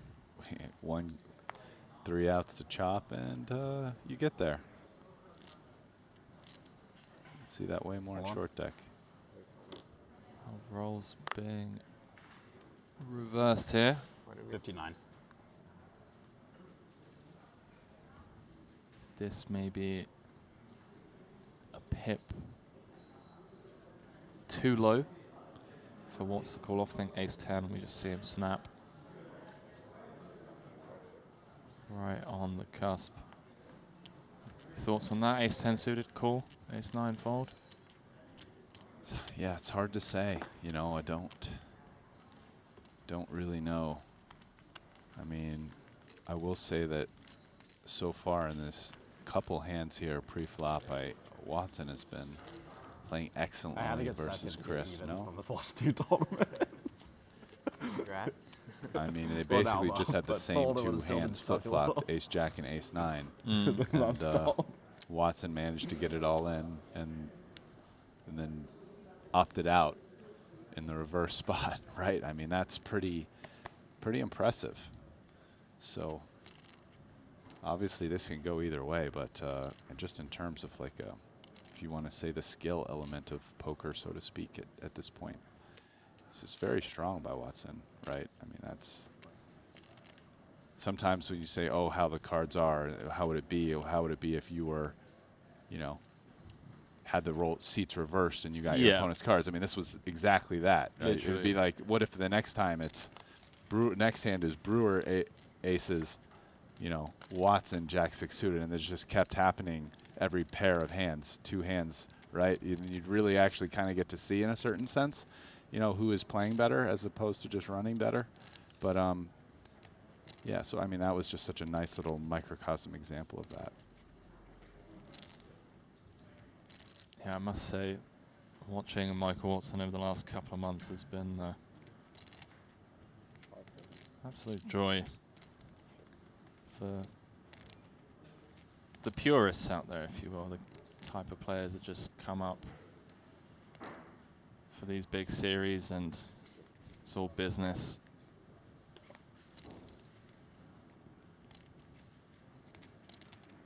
Always incredibly stoic as well. So Mike Watson asking himself the question, how many streets of value can I get out of this? What do I want to do? Feels like the type of spot you can really only get 1 street of value, right? And I think Watson's kind of agreeing with that with this check here. Happy to probably call a bet, but Brewer seems to have the kind of hand. Yeah, no, this is an interesting. Apologies for the graphics delay in the graphics, boys and girls. Board was Jack 10-7 rainbow. Brewer flopping top pair, no kicker. Turn bringing in the 10 of spades, I believe. I don't think the bet was 1.15 either. It was 550. So. Yeah. Well, oh, wow. How's your luck? Finds the 2 outer on the river. And certainly going to value bet it. Question is how much. And we get to see Watson make a decision, but I mean, it's going to be a tough one. I guess first let's see what Brewer picks for a bet size, but you know, I mean, 550, let's take 1.1 out. That's probably bet about half pot, right? I mean, you got to think, how often does my opponent bet a jack? Maybe sometimes. Would he still bet a 10 for value? He's still going to have pretty much all of his kind of straight draw bluffs. Wow. Brewer going for the jugular. Where's the bet? Wow, in that's the form of a B150. I mean, I feel like this is so. This bet to me for Brewer is just like really targeting a 10, right? He's thinking, hey, Watson probably has a 10 a decent amount here, and might actually really pay this off because like maybe I don't have a jack that much. But I feel like with 2 aces, this bet gets big enough that you just like, why defend? You're going to have a jack or at least a 10 kind of often enough that you don't need to defend this bet with 2 aces. So unless Watson just really has that feeling that Brewer's bluffing, kind of feels like, you know, I mean, going significantly over. Oh, wow. He does decide to make the call. And so he had a feeling, I think, because to me, a overbet that large, you can start to maybe fold some non-full houses. But you know, I think all of us that have played poker have looked across the table and just had a feeling that my opponent didn't have it this time based on a number of different reasons. So. Yeah, I think you correctly deduced it in a very eloquent way as well, in the form of, you know, how many Jack X are going to be betting turn. So what's capped going to the river? Brewer going to have, you know, dozens of gut shots and open-enders that check flop, bet turn, and blast river. Given that, you know, so what's probably doesn't have much 10x, I would say. I don't think. Or maybe it does. You can definitely have 10s or jacks for sure. But yeah, I mean, Brewer can have a ton of bluffs, right? Question just being, yeah, when you overbet, like how often do I really need to call this? But you know, the flip side of everything in poker when you're sitting across the table live from someone, and I'm saying this is someone with a ton of live experiences, man, I've had plenty of times in my poker career where I just have a feeling, and some of that game theory stuff just goes out the I throw window. it out the window because when I have a feeling my opponent has it or doesn't, you know, I've learned to listen to my intuition. But you know, your intuition can be wrong. But I love that. It's always a very interesting debate. You have some pros I remember hearing, like Kevin Rabichow, for example, saying that he just refuses to deviate from the GTO strategies that he's studied, even if his intuition is telling him otherwise. He'll just stick to the game plan. And hearing someone like yourself with, you know, the experience that you do, willing to deviate from what would potentially be seen as GTO and trusting your gut. I can expand even further. There are times when I'll do it and I'll look and I'll cross and I'll ask myself, is the feeling that I'm having some sort of fear? Like, is this really based off of a read? Do I feel like I have a physical read or a betting pattern read or a timing tell or some reason why I have this feeling? Or is this me, you know, out of fear and or some other motivation, you know, making the play? So there are definitely times I ask myself, and it, you know, can also depend on the opponent as well. And there are times where I have had a feeling, but then do kind of make myself do the play that I think is probably the correct play, right? So it depends. Do you mean other motivation in the form of like ego or maybe being up against a play you don't necessarily like, or any of those things coming to play? Anything like that. Yeah. Right? So You are ego, human want to after make a hero call, or fear, maybe like, am I really gonna like bluff here? Yeah. You know, like just risk it all in this spot or something. But you know, so that you have to ask yourself all those kinds of questions. At the end of the day, you're a human. You have emotions. You're thinking about things when you're doing it. But also sometimes, and like, have you ever read the book Blank, for example, by Malcolm Gladwell? It just talks about how, you know, once you're an expert at something and you spent so many hours doing it, sometimes your intuitive subconscious mind works out the solution before you can rationally say, like, explain it, right? Or know why you're doing it. So, you know, it's good sometimes to take time in some of those spots and think, okay, I have this feeling, but let me parse it out a little bit and really explore before I just impulsively go with it, because there could be other motivations that aren't necessarily correct behind that feeling. Definitely. I think that's one of the biggest reasons why a lot of coaches at, you know, coach players online, one of the main things you see in some of the training sites, for example, is to take your time with decisions. You see a lot of people, semi-pros or recreationals, trying to take the game more seriously, making snap decisions, and just taking a bit of time to take it all in, breathe, and, you know, get a read on the situation, and it makes a ton of sense. Yeah, you have your maybe rational mind double check your intuitive mind. Yeah. It would kind of be really what it boils down to. Beautiful way of putting it. So, Brewer with a hand that plays the board here. A lot of incentive to bluff. It's kind of hard to play the board. You'd have 8s, 7s, 6s, or some combination of 6, 7, 8. Or 9, but not pocket 9s. So 6, 7, 8, 9. Now Watson can beat all those hands, but obviously can't beat an ace or a king or a flush. He doesn't have a spade. Brewer does have a spade. So again, tricky spot. He just paid off an overbet. Probably starting to feel, wonder if he's questioning himself or not.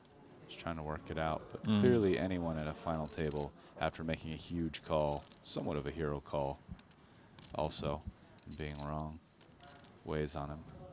Weighs on anybody, really. 100%. Michael Watson is a human after all. But sometimes here, take your time in that spot. Take your time. Don't, maybe some bad thoughts rushing at a head, but put them aside and work it out as best you can. And I think we've seen Mike do that. Oh, great call, sir. Take a bow, Michael Watson.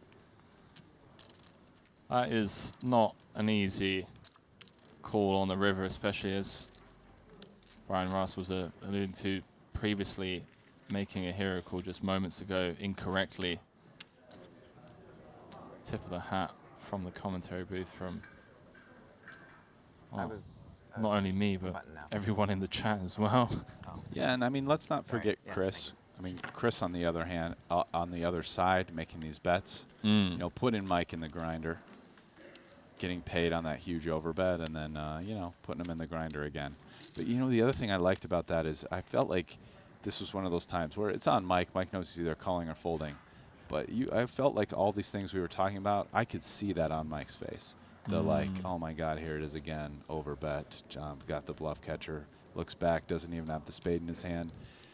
Little frustration, but then he sat there, really took the time, pushed that exact process I was saying. Okay, push all that nonsense to the side. I'm going to work this out and try to make my best decision. I mean, that's the mark, in my opinion, of a true professional, and I respect that a lot because, you know, this is emotionally a tough game. It really is. Everybody who plays it. I mean, the huge luck element, everything that happens, it's really easy to get down on yourself, to lose your confidence, to get upset, to get frustrated.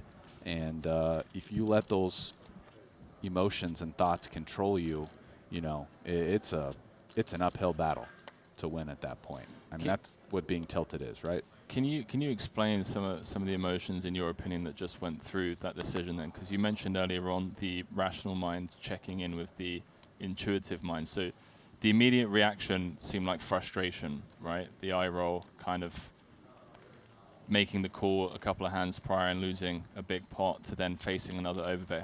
How do you kind of break that down when you're in the heat of the moment? Yeah, I mean, I think one of the things that has to happen is you have to find the ability to move on. Emotionally and check be out. in the moment. Yeah. Like, I mean, this is a huge, almost like philosophical kind of like way to approach life, but what really it means to like be in the flow state and be in the moment, right? To be present.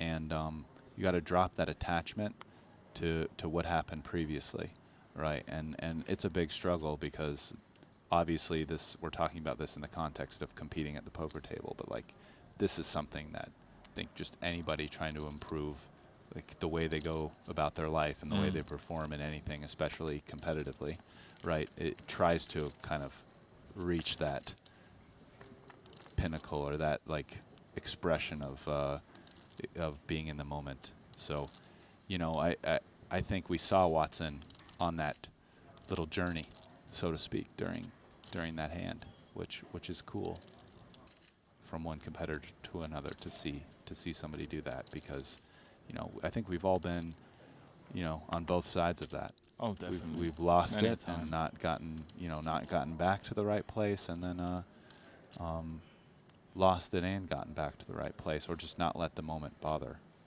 Yeah, and with, you know, these types of streams, interviews, you know, people on a very high level now streaming on like Twitch and YouTube and whatnot, you do get more exposed to the mindset kind of required where, as you mentioned, you know, letting go and being more present and just remaining focused. I think Phil Galfond, a perfect example in his match against Veni Vidi, where he managed to kind of just step back and come back to turn things around and just remain focused on the task at hand. And yeah, I think more and more people give him more credit now to the mindset necessary to compete at the highest level in poker. Yeah. Yeah, I mean, I've had, you know, I can tell you sometimes almost it's different from person to person, but we were talking about, you were asking me about the pressure and what it means. I mean, for me, the more pressure that's on, almost the easier it is to do that. I think that's insane. I love so that. like, Yeah. I mean, when I was actually, I brought this up at the Heads Up versus Scott Seaver at the 2015 Super High Roller Bowl. I had the chip lead going from like two or three tables left all the way. I just rolled and I had the chips. Then when it was three-handed, I got it all in with Seaver with kings to his eights. And it was, I forget if it was David Peters or who the other player was, but anyway, they were much shorter. Connor Drennan. Connor, yeah. and Seaver banked the 8. And I mean, it was the biggest pot of the tournament for like well over half the chips. And after that pot, Seaver had a massive chip lead, and I had about the same. And it's frustrating, but like it was like almost just instant move on and keep going, right? And I think that's a mark of a real true pro that a lot of these guys really are. Is you see with Watson that it happens. You make a bad play or bad luck, and those are the two things that can really get someone off. Is something either really bad luck that happens to them, and you kind of let that bother you, and I think this for a professional is even harder. You make the wrong play, and in this case, you get attached to the outcome. Yeah, you get just really annoyed at yourself that you made that play. Like Watson could be really annoyed that he called all that and instead of folding, right, and gave all those chips to Chris, and to me, and I think probably many pros, that's like the worst, is when you make a play that ended up being wrong as opposed to being unlucky. I think oftentimes for amateur players it's the other way. Like they're much more annoyed when they get unlucky. Yeah. And you see that and it tilts definitely. them. But I feel like once you've played a bunch of poker, it's actually the other one. You make the wrong, like you bluff, huge bluff, guy calls you, picks it off, especially if it's like a bluff catcher and you're like, damn, I thought I'd get you to fold that. Or, you make a hero call and you're wrong. The worst one you for really me beat yourself up for it. Definitely is when I don't listen to my gut. Yeah. And my gut is like screaming to fold, and I end up like coming up with an excuse to justify calling in a spot where my snap instinct is to fold, and then I'll start thinking about it for like 15, 20 seconds, ultimately make the incorrect call, and that will send me on live tilt. Yeah. A lot of the time. To just know how many fucks. Something Yeah, 100%. I know that feeling. Sure, a lot of people at home can relate. A couple of people asking about Tom Dwan out in 7th, what feels like a long time ago, for 63,000. Both these players guaranteed 269,000 euros for their efforts thus far. And both players looking for their first Triton Series title. Just check back in. Just look, the chips are even. They are both have indeed. about 9 million, so just over 9 million each. So this is anybody's game. Although it does seem like Watson's going to win this pot.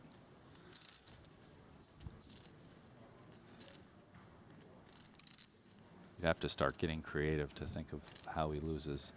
You have to check back. Brewer would have to pick up a 9. But betting here will almost certainly get the job done. Appreciate the love and support across the board. Currently over 4,000 of you watching on YouTube and Twitch.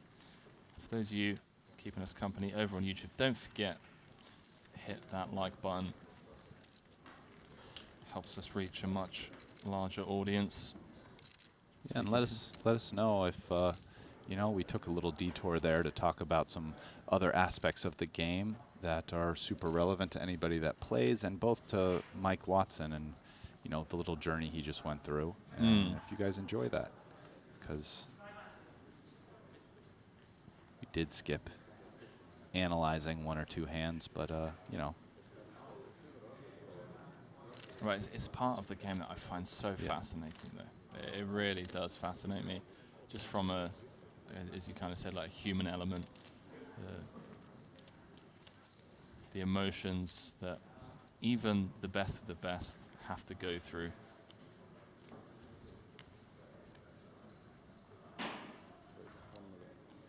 As a lot of us know, mastering your emotions isn't exactly the easiest task that we face in life.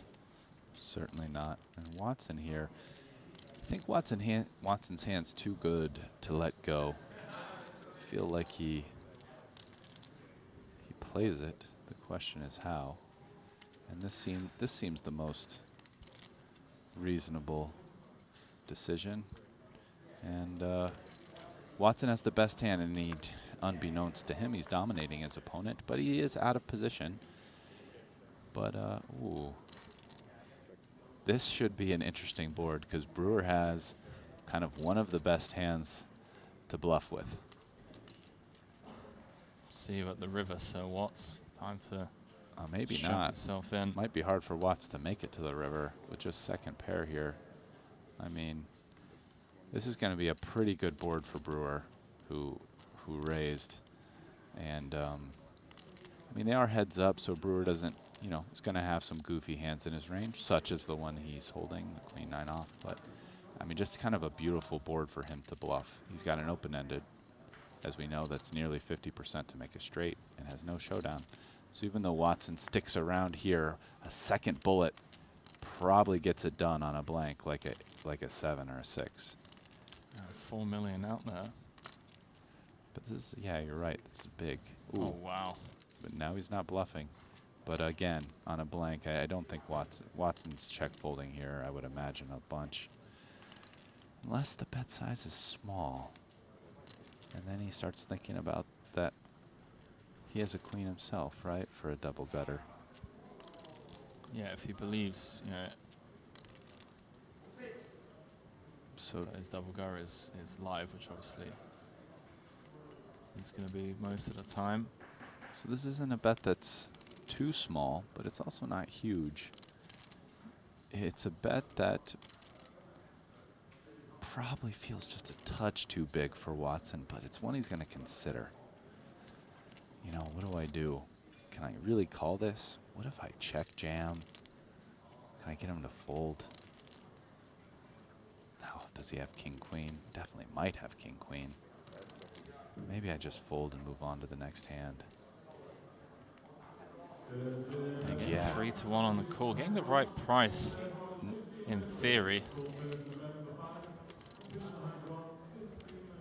Biggest pot of the tournament so far. Not 3-1. Well, because he chops. So you're right, 3-1 on making the straight, but the straight chops. So he really would need to be getting 6-1 in theory, right? True. Yeah, I'm saying if he thinks that Okay, but now we get to see. Look at this now. Okay, he doesn't turn it into a bluff on a board pair. It's definitely something he could have considered. But now does Brewer think there's value in betting the queen 9? I mean, the good news is that it's well under pot, so that's going to contribute to him feeling good enough about value betting it. But the bad news is what calls me. Does he think ace-king calls? Does aces and jacks call him? Certainly a better hand than his hand calls him. So we can see he's actually struggling with it. I think this is a genuine time bank here. Yeah, no, 100%. Yeah. I'm trying to think of worst hands. That call. That call, yeah. Yeah. Ace-jack in a world of pain. Jack 10, arguably folding turn, most likely. On. Does go for it. And he's going to be happy not to get snap called. Almost be curious to watch Brewer more than Watson here, because I'd love to see if you can start to see him get alleviation. Probably already missed that moment, but you know, just like watching people to pick up reads, like it's one of those things where he probably has a hand that within 10 seconds of not getting called, he's feeling way calmer, right? Because like king queen plus calls him, I think. Yeah, when you fade the snap, yeah, your heart's or in your snap, throat. or like the short amount of time call, right? Yeah. You know, it's like the final table heads up. Sometimes people take a little bit longer in those spots to call, you know. I know what you mean. Yeah. Like how about Corey Aldemir with that hand at the WSOP heads up, right? I forget, but he had like 2 pair or something. I mean, it's kind of an auto call, but you know, it's the main event heads up, biggest spot of his life. Guy takes 20 seconds or 30 seconds instead, you know, to make a decision. Yeah. Yeah. But yeah. I'm struggling to think of bluffs here. So Watts always want to take his time, but he was losing to queens with queen jack. Yeah. So like even some of Brewer's bluffs, like Jack 10, for example, queens, kings, like we lose to those. Oh, I think Watson's just taking time. It's almost like a timing merge tell heads up. Right, okay. To not like, okay, auto fold, you know, to just not give any information off on that. That makes sense. Personally, because I can't imagine he's considering calling queen jack there, like, at all. If anything, I think it's a spot where he could have bluffed river on the board pair. right? I mean, he has almost the worst hand he could ever have. Yeah. So really hard for him to have a worse hand. I mean, you named one, Jack 10. It's the same hand, right? Yeah. I actually, technically, it's better. Sorry. So Jacks and 8s playing the ace is, I think it's about as bad a hand as he could have. So, I mean, just from that alone, and the fact that your queen blocker blocks both the straights, to me, makes it a good bluff candidate. But Brewer coming into this heads-up match, a 4-1 deficit, has managed to turn things around up to 14 million in chips.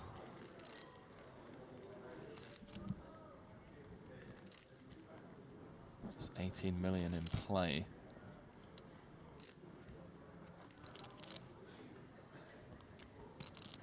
So what's going to need to dig deep? Turn this one around. It's been rather unfortunate, to say the least. There's a couple of flips. Chopped the ace-jack against the ace-9 on a jack-high board. Could have been over hand number 1 instead. so now does Brewer want to jam the ace-9 again versus a limp? Pretty similar. Yep.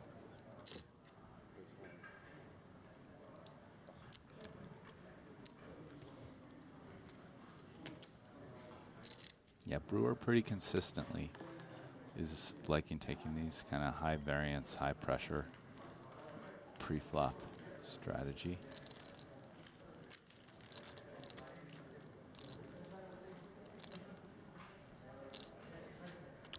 I definitely, at least in comparison to Watson, I would say, right? Watson seems... I think throughout, like even on the bubble, open jammed 10s with 13 left prior to you joining me in the booth today.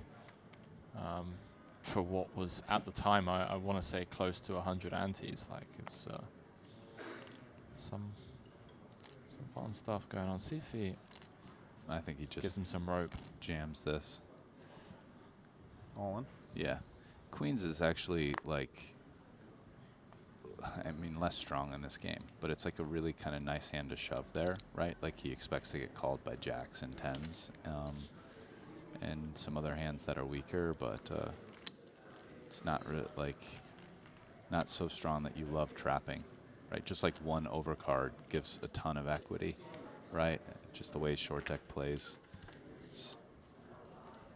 I kind of feel like he's more likely to trap. I mean, just starting with kings or aces or ace king. Just with his stack size, queens is a great jam, especially given what seems to be a strategic preference. So given that he's jamming a lot, it's like queens is a hand I think he wants to jam. Well, so what's dire straits, open jamming for 10-9, and Brewer with a snap call, the queen 10 suited. You can see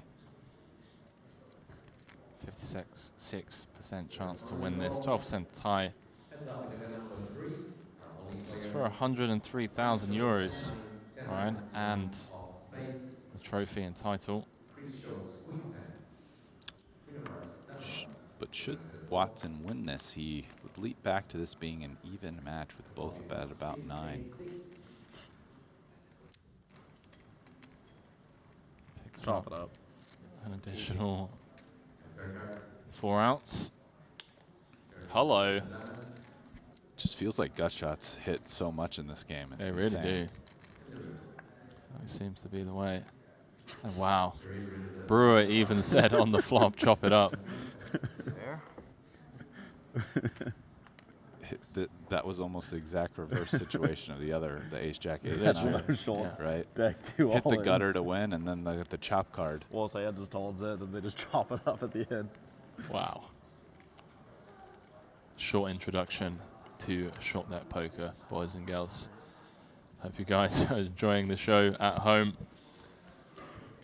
Quite the whirlwind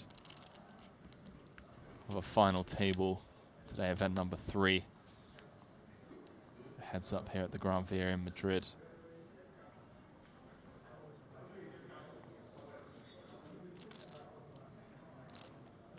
All in. Chat loving that one. Watson just gets a click call. Again, in great shape to find a double. I mean, Brewer asking is for a chop chop. too easy, or is it just like a certainty? It's like at least 70%. Yeah.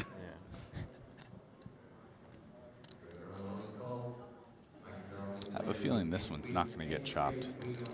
I mean, how often can they really defy the odds? So we can see right now it's actually only about 14%. But maybe they're right. Maybe it's more like 70. It's going to be tough to chop this one. Still at about 14, though. That's crazy. Oh. Wow. I was trying to think, like, what turn card would we not have chop outs on? I think there is one. I guess the 9. 9.5 million out there. Chop it up. Well, what do you know? I mean, Someone's watching this and said, "Oh, chop deck like this is like you just chop every time." Yeah, just go all in. Maybe they'll fold because they're stupid. They don't realize they'll chop you it. just get the money back. Yeah, I guess that's how it works. Maybe I just hop in tomorrow. This game sounds easy. Just go all in and nah. Yeah, maybe if they're dumb, they fold, and if they're not, you chop it up. Save your like your energy for the PLO, my Alright, man. that'll make the I'd math love to see you easier. in the mix over there. Actual meme of a game being said in the Twitch chat. Yeah, quite the final table we've had today. Some I had a wild really runouts. thin river shove against you, but I think it's a shove, but I don't know. I had queen 9. Believe he's talking about the queen 9 hand. He was unsure. He's on the fence. We're not going to get to hear Watt's opinion, I guess. And shout out to one of our main sponsors, 88 Mansion or M88.com, #1 gaming destination in Asia, providing the most competitive sportsbook selection and the largest collection of casino games and more. And as I keep alluding to, Triton Poker Series being dubbed the Champions League of Poker, and well, Champions League final just around the corner, so you can head over and bet on that if you want. I've had an ace like every hand. And maybe Watts gave the answer as to whether or not he thinks he should have jammed queen 9. We were speculating on that here in the booth. It's a tricky spot. I'm sure but if we bump into Michael you Watson, you probably do just be have to call it like kind enough to Jack 10 sometimes or share his something, thoughts I don't know. on that. Just something. the stream Good might call. not get to hear. Yeah.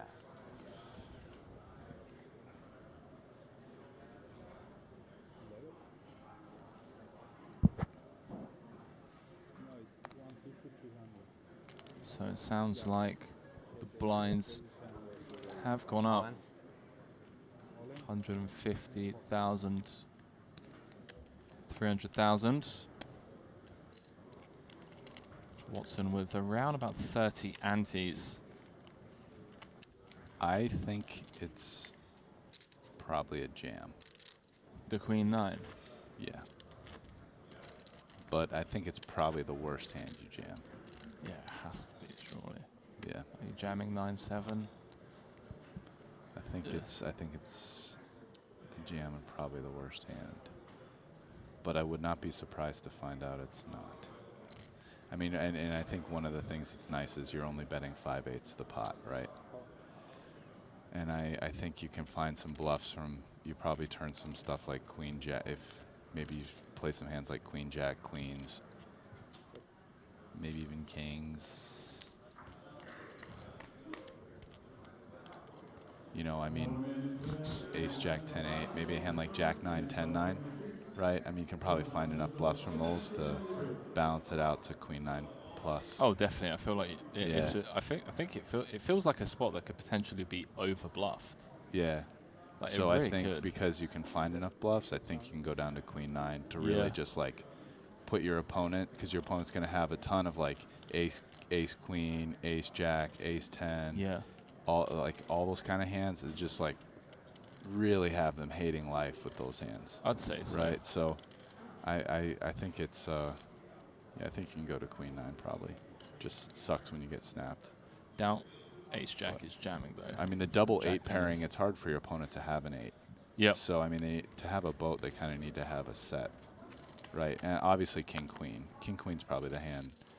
And do they have king queen enough that it makes you not want to value bet the queen 9? I mean, that might be the question. Anyway. Jumping back into this 1.8 million out there. Brewer flopping the nuts. Watson with bottom 2.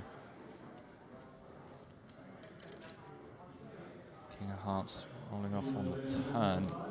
Potential turn card that could save Sir Watson. Well, Brewer going for it all in the form of overbet jam. I mean, I just don't think Watson's going to be able to. He's either way behind or, I mean, you have to figure 40% equity or 50, yeah.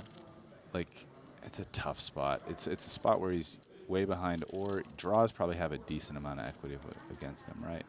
I mean, even a hand like king queen or queen jack. I mean, the hands he probably most wants to see would be like ace 9 of hearts, for example.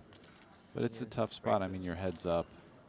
Your opponent's going to have a wide range. I mean, this is one of the tough things about how Brewer plays. I mean, he's high pressure. I mean, he's doing these things a lot. So you got to figure he's going to be doing this as well with those type of hands, like the queen 6 of clubs or ace 9 of hearts. I mean, those are the hands you most want to see. So what's requesting all of the time banks kind of just left them out there, implying that this spot is going to take him some time to mull over before he makes his decision. As Brian alluded to, is still going to be a ton of hands that Brewer can push equity with. Hands where Watson is maybe currently ahead, 50, 55%. But beyond just straights, and there's 3 straights, 8-9, queen 9, ace queen, you know, you also have to worry about your opponent having a bigger 2-pair or set, right? I mean, Brewer might not do this with, say, like jack 7 or jack 10, but king jack and certainly any set might consider it. Yeah, does he have a jam? Maybe not king jack, actually. I was going to say, does he have a jam like king 10, king jack? Maybe not king jack. Well, Michael Watts does make the call, drawing to just 4 outs, going to the river, and seems visibly frustrated as to how this heads-up match has gone for him thus far. And, well, Brian just 1 card away from elimination. Yeah, tough spot for him. Tough spot.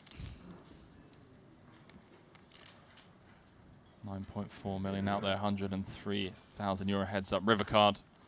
Ace of Hearts, and we do have the event number 3 champion, Chris Brewer, coming back from a 4-1 chip deficit to turn this around and bags himself 372,000 euros. First time Triton title. Congratulations, Chris. Yeah, certainly. High pressure game. Got it done. It. Certainly someone to keep an eye on as well. It's been forced to be reckoned with over the last 18 months or so. The high roller scene. Sure, we'll be seeing plenty more of him at future Triton Poker series. I mean, what a turn of events for Chris. Yeah. I mean, that mistake by Rob, like, wild, left him with $1 million in chips instead of out of the tournament, which, I mean, he would have been against 4 aces, and he turned that into a win. Congratulations. I mean, look at how, in our universe, that's how it worked out, but not in wild times. The other one where Rob went all in because he realized Brewer had another million behind him. Okay. Well, what a wild final table, and sounds like one of our main commentators, Arlene Najad, going to step down and have a chat with our winner, Chris Brewer. It's fun. Over to Arlene. I am here with the Event 3 champion, the 20,000 euro short deck, Chris Brewer. Chris, first and foremost, congratulations. What an emotional roller coaster of a final table. Clearly, all eyes are going to be centered on the moment where it seemed like you were done for with the 2 queens against the 2 aces. And Rob Young, walk me through that hand. Yeah, it was super awkward situation. Pretty standard to like not shove your entire stack at final table like ICM spots. So I announced 2 million. Folds to Rob. He's just having a good time. Lifts his hand. Is like, oh, what do I need to call? You want to sweat it with me? I think me and the entire table like forgot that I had the million chips behind. Watch him sweat it. He peels the aces. I show my hand. Look down. Remember I have the chips. And it's a really awkward spot at that point. I'm not sure exactly what's like the right move. It feels like a lot to say I'm forced to put in like another fold in my stack. But it's also like a weird spot because it holds everyone else. Yeah, I mean, I think it was like an innocent mistake. I don't think anyone did anything wrong, but I was just very uncomfortable. It worked out in my favor, but like not something I want to ever have happen again, and something that I think I need to be more careful about. I just like completely forgot the chips were behind. Obviously, things happen, and among those things are victories here on the Triton Tour. It took Paul Pua 20 cashes from the very onset of the Triton Tour before he managed to pick up a trophy during this particular series. And here you are in just your second stop, Cyprus being your first, with your first victory. What is it that drew you to the Triton Tour? The buy-ins were just big. I mean, that's mainly it. And then now that I've played here, it's the best ran events in the world. Everything, like the shot clock's great, the deals are great, the staff's great. It's just a very fun experience playing out here. Yeah, and it's a lot more fun, obviously, when you're picking up wins. Your poker journey, according to Hennemov, started back in 2015. You played an $1,100 event and had a score of, I believe, $17,000. Here you are, 372,000 euros richer for this attempt. Did you ever dream back when you started that you could be in the place that you are today? Yes and no. I mean, I think I always envisioned like I could like go and play against like people at highest stakes and win, but I didn't know what the highest stakes actually were. So like when I was envisioning that, I was imagining like the 10K WSOP or like 10-20 game or something. Right. So didn't imagine this stakes, but I always thought I could like make it to the high stakes. There must be something super validating, obviously, about being up against the sort of competition that you are. World-class folks coming around from all over the world to play here in Triton. That's got to add to it for you, doesn't it? Yeah, it's really fun to compete with a lot of good players, and to get lucky and win is great. And like, yeah, it's just it really is a lot of fun to be out here with all these people. Yeah. Well, listen, don't sell yourself short. There's plenty of skill that went into it as well. Congratulations to you, Chris. Back to you guys.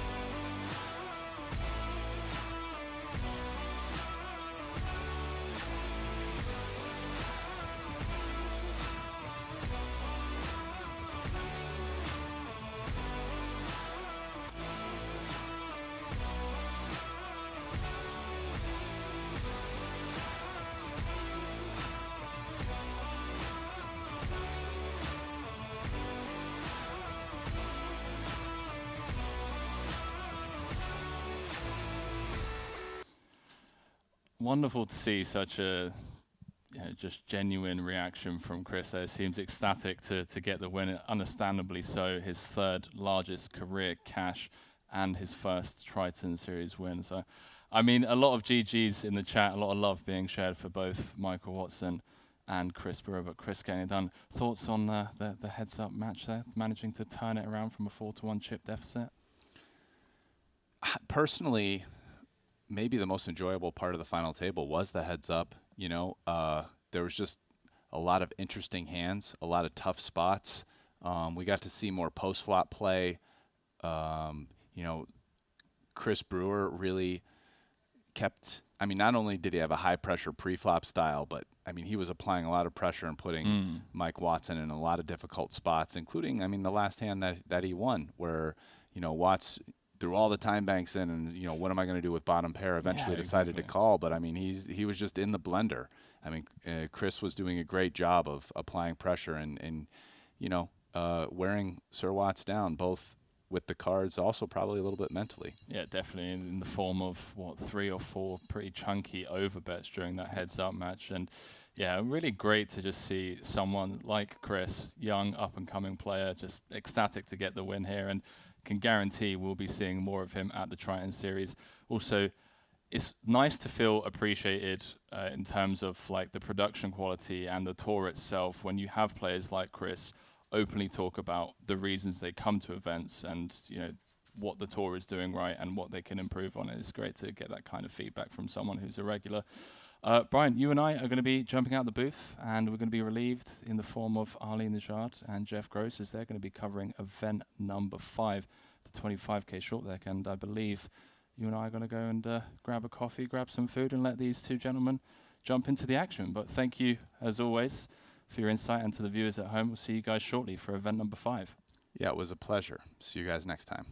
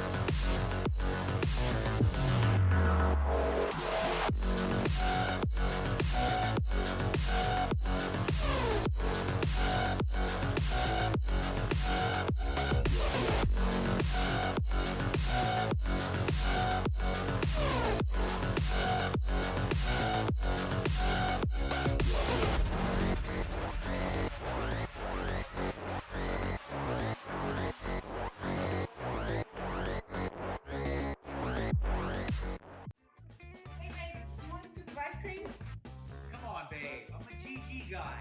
Double scoop.